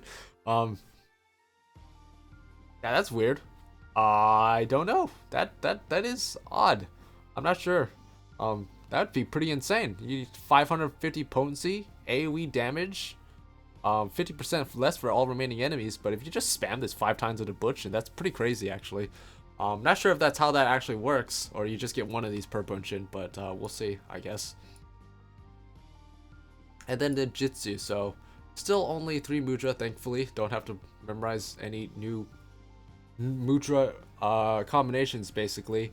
You still have the same access to the same ninjutsus that you currently have right now in Shadowbringers. The only difference is that you now get access to Forked Raiju and Fleeting Raiju. So Forked Raiju, upon executing Raiton, you get access to this, which rushes the target, 400 potency, grants you Fleeting Raiju, ready, which you can use immediately afterwards. Does basically the same thing, except 450 potency. And recast time is also only pretty short. I'm wondering if you just can use this every time you use Raiton, which is pretty crazy to think about, considering how many Raitons you actually end up using, which is a lot. So yeah, it's pretty crazy. I don't know, like, it feels like there should be like recast timers, longer recast times on Kamaitachi and all these Raiju abilities, but yeah, now it is worth noting that these are weapon skills, so not abilities, they are weapon skills, but still pretty potent. But I guess we'll have to wait and see how it pans out. In terms of utility, Shade Shift, Hide, Misui, Shikuchi, Throwing Dagger, and Kasatsu all pretty much remain the same. Tenchi Jin also looks like it remains the same as well, so I don't have to talk about that too much. And then for AoE, we have Death Blossom, Mujin Satsu is still pretty much the same, and then we have Hollow Nozuchi, which confused me a little bit. So it says all damage or all enemies standing in the corrupted earth of Doton take additional earth damage with a potency of 100 for first enemy and 50% less for all remaining enemies. Requires Mujin Satsu to be executed as a combo action, and is only able to be triggered when Doton is active. And I don't get this one so much. Like, it's a weapon skill. It has a ridiculous range of 100 yalms for some reason. I don't really get that. It also, you can't assign this to a hotbar, so like, I don't get it. Like, it's a weapon skill, it's not an ability, so it combos off of Mujin Satsu, and it does pretty low damage, only 100 for the first enemy and 50% for less. I mean, it does only have a recast of 1 minute 50, or 1 minute 50, Jesus, 1.5 seconds. So yeah, I don't know, I don't really get what this is doing. I don't know why you would cast this and not just go back to Death Blossom for AoE. So I don't know, there's something critical missing here from my understanding of how Hollow Nozuchi works, but I guess I'm assuming it's just more damage, that, or it's a typo and it's supposed to say like 200 damage or something, I don't know. But that is there when you have Doton up and after you combo it off of Mujin Satsu. So there you go. Again, it looks like there's a lot when it comes to ninja, but honestly, there's not a whole lot that's changing. You get a couple extra toys when you cast Raiton, or when you cast Bunshin, or when you cast Mujin Satsu, and that's basically it when it comes to ninja. Not a whole lot changed from Shadowbringers to Endwalker Ninja, which I think is also fun because I think Shadowbringers Ninja is okay. I have fun with it. It's not my favorite job, but I think it's well designed. So Samurai next. We're reaching the final stretch, thankfully. So Samurai traits. Not a whole lot actually. No traits for Samurai. All of these are pretty self-explanatory. Makeway Sushi gets 2 charges at 88, and then Enhanced Iki Shoten grants Ogi Namakiri ready upon successfully landing Iki Shoten. Oh, and that lasts for 30 seconds, so we'll talk about that here. So when it comes to single target combo, nothing's really changed. Everything's pretty much the same. The buffs granted by Jinpu and Shifu have had names assigned to them to make it so that you can apply them with your AoE combos now. So now you can apply your attack speed and your damage up speed buffs with Oka and Magetsu. So that's pretty cool. But other than that, single target and AoE damage hasn't really changed other than Hosetsu. So similar to Yukikaze, what this does is that it just does a bit more damage. It doesn't grant you any special buff. It just does 10 more potency than Oka or Mangetsu would do. So basically, when you're trying to get to Tenka Goken with 2 Sen, you're gonna be, after you have your buffs up, you're gonna be alternating the buffs and Hosetsu for that 10 extra potency and AoE damage. And that's it. That was the AoE Yukikaze that we saw in the benchmark trailer that I was kind of confused about. So now it's just more damage, slightly more damage. And honestly, your buffs last for 40 seconds each. So yeah, I mean, you're not gonna have problems with anything falling off, even if you're alternating them. So you'll be fine. Iajutsu. Well, actually, we'll go to Kenki first. Kenki has remained pretty much the same. In terms of usage, like everything's pretty much the same. I think Gurren and Sene's potencies haven't actually lowered at all with the, so that means these are actually doing even more damage since the damage calculation changed. So considering that these potencies haven't changed, although it is subject to change, potencies can change a lot in between now and launch, so who knows. But in terms of like actual functionality, everything pretty much remained the same when it comes to Kenki skills. Utility, Third Eye, reduces damage taken by the next attack by 10%, still only lasts for 3 seconds, but now, instead, when you get hit, you gain 10 Kenki. I believe Seinen is gone, or Seigan is gone, so, yeah, Seigan is gone, instead you just get 10 Kenki when you get hit with Third Eye. So it's still worth it to get hit with Third Eye, it's just Seigan is gone now. MP still there, combos off of, Yaten, right? Yeah, Yaten. Meikyo Shisui, still the same. 2 charges now. Meditate, still the same. Hakaguri, still the same. And Iki Shoten had his recast time doubled to 2 minutes, but now grants Ogi Nabakiri ready, which is a new Iajutsu skill up here. So in terms of Iajutsu skills, pretty much everything has remained the same except for Ogi Namikiri and Shoha 2. Shoha 2 being just an AoE version of Shoha. If you need to hit 3 enemies or more, it is more potency to do Shoha 2 instead of Shoha 1. Other than that, use Shoha 1. And also Oga Namikiri. You get this whenever you cast Iki Shoten. Deals 800 potency for the first enemy, 75% less for all remaining enemies, and grants meditation. So yeah, pretty potent, much stronger than Midari Setsugaka, and also an AoE version. And also, because this is an Iajutsu skill, you can use it with Tsubame Geshi, which now has 2 charges now. So yeah, again, not a whole lot changed with Samurai, just a couple new toys to play with, and that's fun. I like Samurai, so that's cool. Samurai's gonna be a lot of fun. I really like Samurai. It's gonna be fun playing it in Endwalker with a couple new toys. More damage. And then finally Reaper. Oh boy.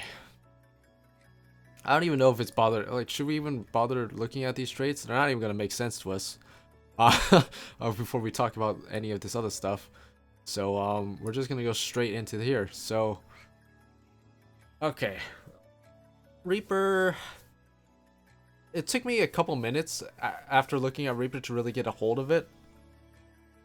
So let's just kind of get into it. So your basic combo is slice into waxing slice into infernal slice. Lots of damage. It's just worth noting also that there's no attack speed buff on Reaper. There are certain skills that have a faster recast time in certain like phases, but outside of that, your normal sort of base combo speed is going to be kind of on par with Dragoon. So there's no attack speed buff like there is for Samurai or Monk or Ninja. So just kind of keep that in mind. You're going to be doing about the speed of Dragoon, outside of a couple specific instances and phases of your rotation. So each of these increases your soul gauge by 10, worth noting. You have Shadow of Death, delivers an attack of 300 potency, but also afflicts the target with Death's Design, increasing the damage you deal by 10% to that target. So I believe there's a typo here. It should say increases damage you deal to target by 10%. So and then you can extend this to 60 seconds. So yeah. So this is kind of like a worse version of buffing yourself, right? Because first off, this is only for damage you deal, and it's putting it on the target. But yeah, you have to reapply this to every new target. So if there's multiple targets, kind of annoying, because you're gonna have to reapply this. There is actually a AoE version of this, I believe. Whirl of Death, which applies it to all enemy targets. But say you're fighting a boss and then an ad spawns, you have to reapply this to the ads basically. So it's a little worse than applying a 10% buff to yourself in that regard. So yeah, just kind of keep that in mind. But basically allows you to do 10% more damage. It's worth it to use it, obviously. You have Soul Slice, delivers an attack with a potency of 460, also increases soul gauge by 50. 2 charges, 30-second charge time, and shares a recast with Soul Scythe, which is basically just an AoE version. And then you have Harp, which is just it's a spell with a cast time, by the way. Slightly faster cast time than the recast time, so it's not too bad. It's like Iajitsu cast time basically. Deals acid potency with 300, range 25 yalms. So if you need a ranged attack, you have Harp. So there you go. Which thank goodness. Monk still doesn't have a ranged attack, by the way. I don't know if I mentioned this, but thank goodness that Reaper does. When you're soloing and doing certain content, having a ranged attack is pretty important. As for AoE, pretty self-explanatory. You have a 2-part combo, looks like. Increases your soul gauge by 10 every time you use it. Soul Scythe, AoE version of Soul Slice we talked about. 2 charges. Recast timer shared with Soul Slice, increases soul gauge by 50. You have Soul Sow, which grants Soul Sow to yourself, changing the action to Harvest Moon. Sorry, I had throat's getting a bit sore from talking so much. But grant Soul Sow to self, changing the action to Soul or to Harvest Moon. And then Harvest Moon is a spell, instant cast, deals unaspect damage to target and all enemies nearby it with a potency of 600 for the first enemy, 50% less for all remaining enemies, can only be exited when under the effect of Soul Sow. And I'm not really understanding what's going on here with Soul Sow. It's an instant cast spell, which doesn't do anything. It just grants you access to Harvest Moon, which is also an instant cast spell.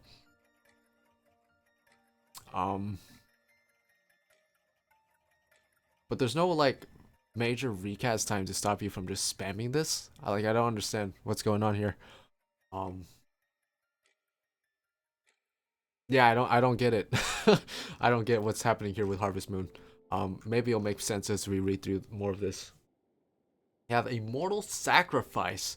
Increases damage dealt by self and nearby party members by 3% for 20 seconds, which is nothing to scoff at. I wasn't expecting Reaper to get that big of a party-wide buff. Like, the way they talked about Reaper, they talked like it was going to be more of a selfish DPS, like closer to Samurai. No, looks like they do have a couple party-wide utility. Like they have an AoE heal that we'll talk about here in a little bit too, which is pretty neat. But yeah, 3% for all party members for 20 seconds on a 2-minute cooldown. Pretty nice. Also grants a circle of sacrifice to self, and blood-sown circle to it grants circle sacrifice to yourself and party members, and blood-sown circle to yourself. And it looks like when you or party members under this effect successfully land a weapon skill or spell, the Reaper who applied it may be granted a stack of immortal sacrifice up to a maximum of 8. Allows you to accumulate stacks of immortal sacrifice, which you use for plentiful harvest over here, which delivers an attack to all enemies in a straight line before you with a potency of 520, and then 60% for all remaining uses 1 stack of immortal sacrifice. Potency increases to 800 as immortal sacrifice exceeds maximum cost. It also increases your shroud gauge by 50. So yeah, essentially you use arcane circle, everyone gets some buffs that will grant you basically immortal sacrifice stacks to use plentiful harvest. And I mean, assuming that everyone hits something within 5 seconds, you should get the maximum amount of plentiful harvest. Well, in a full party. In a light party, you might not reach 8 stacks in that time frame, but in a full party, you should get the maximum 800 attack. So yeah, pretty cool. 2-minute cooldown. Not bad. Utility. Hell's Ingress and Hell's Egress. Basically, you dash forward with Ingress, you dash away with Egress, then you have Regress. These believe like I guess like a gate behind where you were before you cast it, and then you can use Regress to come back to it. And it also allows you to cast Harp instantly. I'm assuming this would also break your combo. I'm not really sure, but I'm just gonna assume it does. But if you're not already in a combo and you need to walk away from the enemy for some reason, I mean, why not? 300 potency, so yeah, and an instant cast, so instant cast Harp, there you go. And an Arcane Crest. This one's pretty cool. I actually really like this one. Grants you Crest of Time Borrowed to self, creating a bearer that nullifies damage totaling up to 10% of maximum HP. Lasts for 5 seconds. If the Crest of Time returns to self and or grants Crest of Time returned to self and nearby party members whenever it is completely absorbed, which basically grants a small regen to everybody, which is pretty cool. So if you use this properly when you're getting hit, which the only times you should be getting hit in a party scenario is during AoE damage. If you use this properly during that, you'll be adding a little bit of extra regen healing to the party for your healers, which is actually really cool. Yeah, that's actually really awesome to have for melee DPS too. That's pretty cool. So this is every 30 seconds, so you can use this a lot if you yeah, if you're a Reaper, use that properly. That'll help out your healers a little bit. That's really cool, actually. And then here's what you use your soul gauge on. You get soul gauge. You get a lot of soul gauge. So here we go. Soul gauge use combo, it says. So soul gauge costs 50 for Gluttony. Summon your avatar, deal unexpected damage to target and all nearby enemies nearby it. I said nearby twice. With a potency of 500 for first, 25% less, grants 2 stacks of Soul Reaver. It costs 50 gauge. And you also have Bloodstock, which oh, this has a 60-second recast time. I didn't say that, but you have Bloodstock, which only has a 1-second recast time. So this is what you use whenever Gluttony's on cooldown. Grants you Soul Reaver for 30 seconds. Stack count reduced to 1 when already under the effect of Soul Reaver. Cast 50 gauge. So this one gives you 2 stacks, but this will only give you 1 stack. And then you can use Soul Reaver on, looks like, Gallows, Gibbet, Gibay. I don't know if it's Gibbet or Gibay. And then Guillotine or Guillotine. So for Gallows, it looks like 400 damage, 460 when done to the rear. This confused me a bit when I was looking at it. Just kind of how it looks. It grants enhanced Gibbet, which isn't actually here. These are unveiled gibbet, but it says here. Okay, no, you can use when you have enhanced gibbet. So Bloodstock is an ability which grants you access to Soul Reaver, which can be used on these weapon skills. You use one of these weapon skills. They seem to be interchangeable from what I can tell. It's just one is from the rear and the other's from the flank. So you use Bloodstock in between global cooldown. Use Gallows as your next weapon skill, which then grants you to unveil gibbet in the same spot, because it says this action cannot be assigned to a hotbar, and it replaces Bloodstock. The action Bloodstock changes to unveiled gibbet while under the effect of enhanced gibbet, and also increases your shroud gauge by 10. And then if you were to use gibbet instead, it's basically the opposite. Use gibbet from the flank, gives you unveiled gallows instead,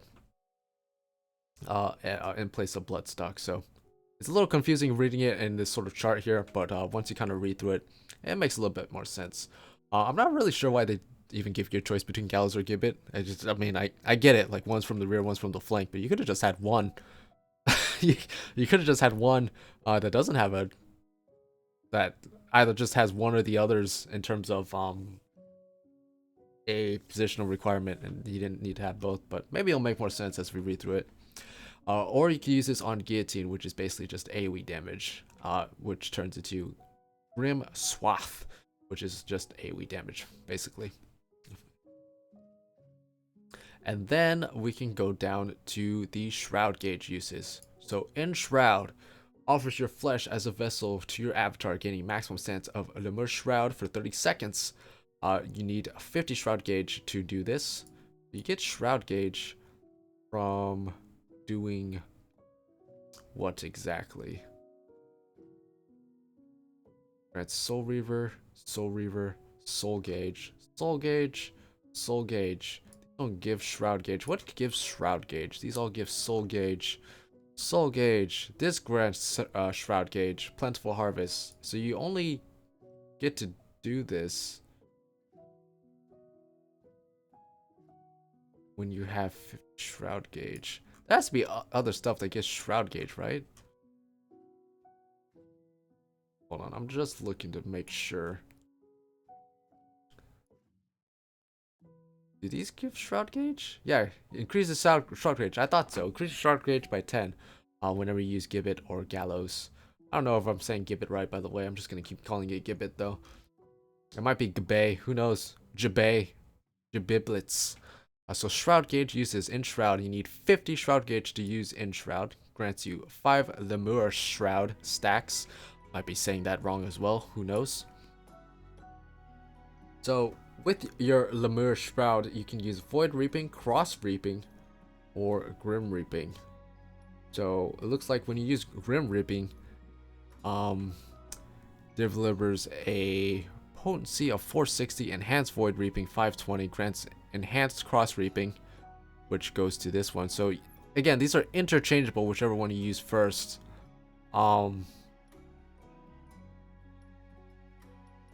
Doesn't really seem to make any difference. They both do the same potency regardless, and the follow-up does the same potency afterwards, and there's no positional requirements on these ones. So I don't know, it's just for flavor. You can use them in whatever order you want if you want to for single target. They both cost 1 Lemur Shroud each and grants 1 Void Shroud. Whereas if you want to do AoE damage, you use Grim Reaping, which grants 1 Void Shroud, and you cross 1 Lemur Shroud. And then over here, you can see what you use your Void Shrouds for, which seems to be the little purple dots. Lemur Shroud seems to be the blue dots. Purple dots are the Void Shroud. So when you have Void Shroud, you can use these abilities. Looks like this one is for AoE damage. This is for single target damage. And then you have Communio. Deals unaspect damage to target and all enemies nearby with a potency of 1000 and 60% for less. This needs at least 1 Lemur Shroud to use. So when you have you need to keep at least 1 Lemur Shroud before you use Communio. So basically, you use 4 of these or 4 of these, you use the appropriate abilities for whether or not you're doing single target or AoE damage, and when you have 1 Lemur Shroud left, you end your Shroud phase with Communio and do a bunch of damage, and then you go back into the normal phase. And yeah, and these are very quick, it looks like. So these have recast times of 1.5 seconds. And it says recast timer cannot be affected by status effects or gear attributes. It says even specifically on there, you can't make that any faster. So when you're specifically in your Shroud phase, your weapon skill attacks are going to be much faster. You're going to be much faster when you're enshrouded. So yeah, so it seems a bit confusing just kind of reading this through, but after you kind of read it through, it makes a bit of sense. So use your normal combo to get soul gauge, use soul gauge to do this. Doing this gets you some shroud gauge. Using immortal sacrifice gives you some shroud gauge as well, and when you go into shroud gauge, you get access to some quick hard-hitting abilities and a big finisher, and then after that you go back into building it all up again. So yeah, Reaper sounds like it's going to be quite a bit of fun. A bit confusing for at first. I'm sure it's going to be a bit tougher to play than like maybe your Dragoon or your Samurai, but I don't know, it looks a lot of fun. I want to get hands-on with it, and we will be soon enough. So what is the big takeaway from all of this? Overall, most of the jobs didn't change a whole lot, if I'm being completely honest. Most of the jobs didn't change a lot, with exceptions to, like, you know, your summoners and your monks. But and to an extent, the healers, you know, healers change a little bit.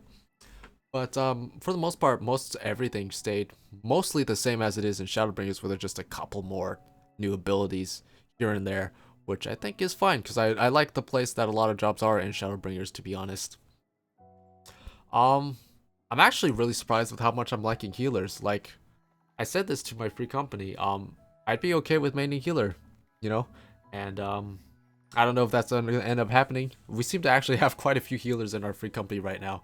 So if we have enough, then I probably will just stick to ranged DPS like I've been doing. But even if I don't main healer, I'm still going to be playing healers a lot. And I'm glad that healers seem to be a lot more interesting, a lot more to do on healers. So yeah, I'm looking forward to playing all these jobs myself and getting in there. And we'll be doing it soon. We're almost there. Just like, what was it, 4.5 weeks left to go? Let me check. Calendar, yeah, just 1, 2, 3, 4, 5.5 weeks to go. Well, yeah, just about a little over 5 weeks to go, and we'll be there in early access finally. Oh my goodness, we're getting there, folks. So thank you guys for watching. These are my thoughts on the changes. Again, be sure to check out the actual people who got invited to the media tour. I'm sure they have gameplay for you, showcasing all this stuff. This was just my thoughts on what we got, as a fellow person who got all this information at the same time you guys got.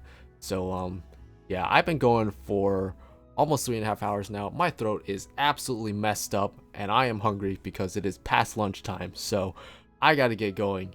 Thank you guys so much for watching this. I'm gonna get the timestamps down below for you. Also, thank you to Sweet Dove. Their music has been playing in the background for this whole video. I'll have links to Sweet Dove's links and stuff in the description as well. And yeah, it's now time to do some more prep for the expansion and tie up anything that I want to get done before then as well. I really want to get back into things. I haven't really been posting a whole lot, but hopefully that will change soon as I kind of wrap up a personal project I've been doing for the past few months, basically. So look forward to that, and also the fruits of that personal project I've been doing. I'm ready to share that soon, hopefully. Thank you guys so much for watching. Sayonara. Bye bye.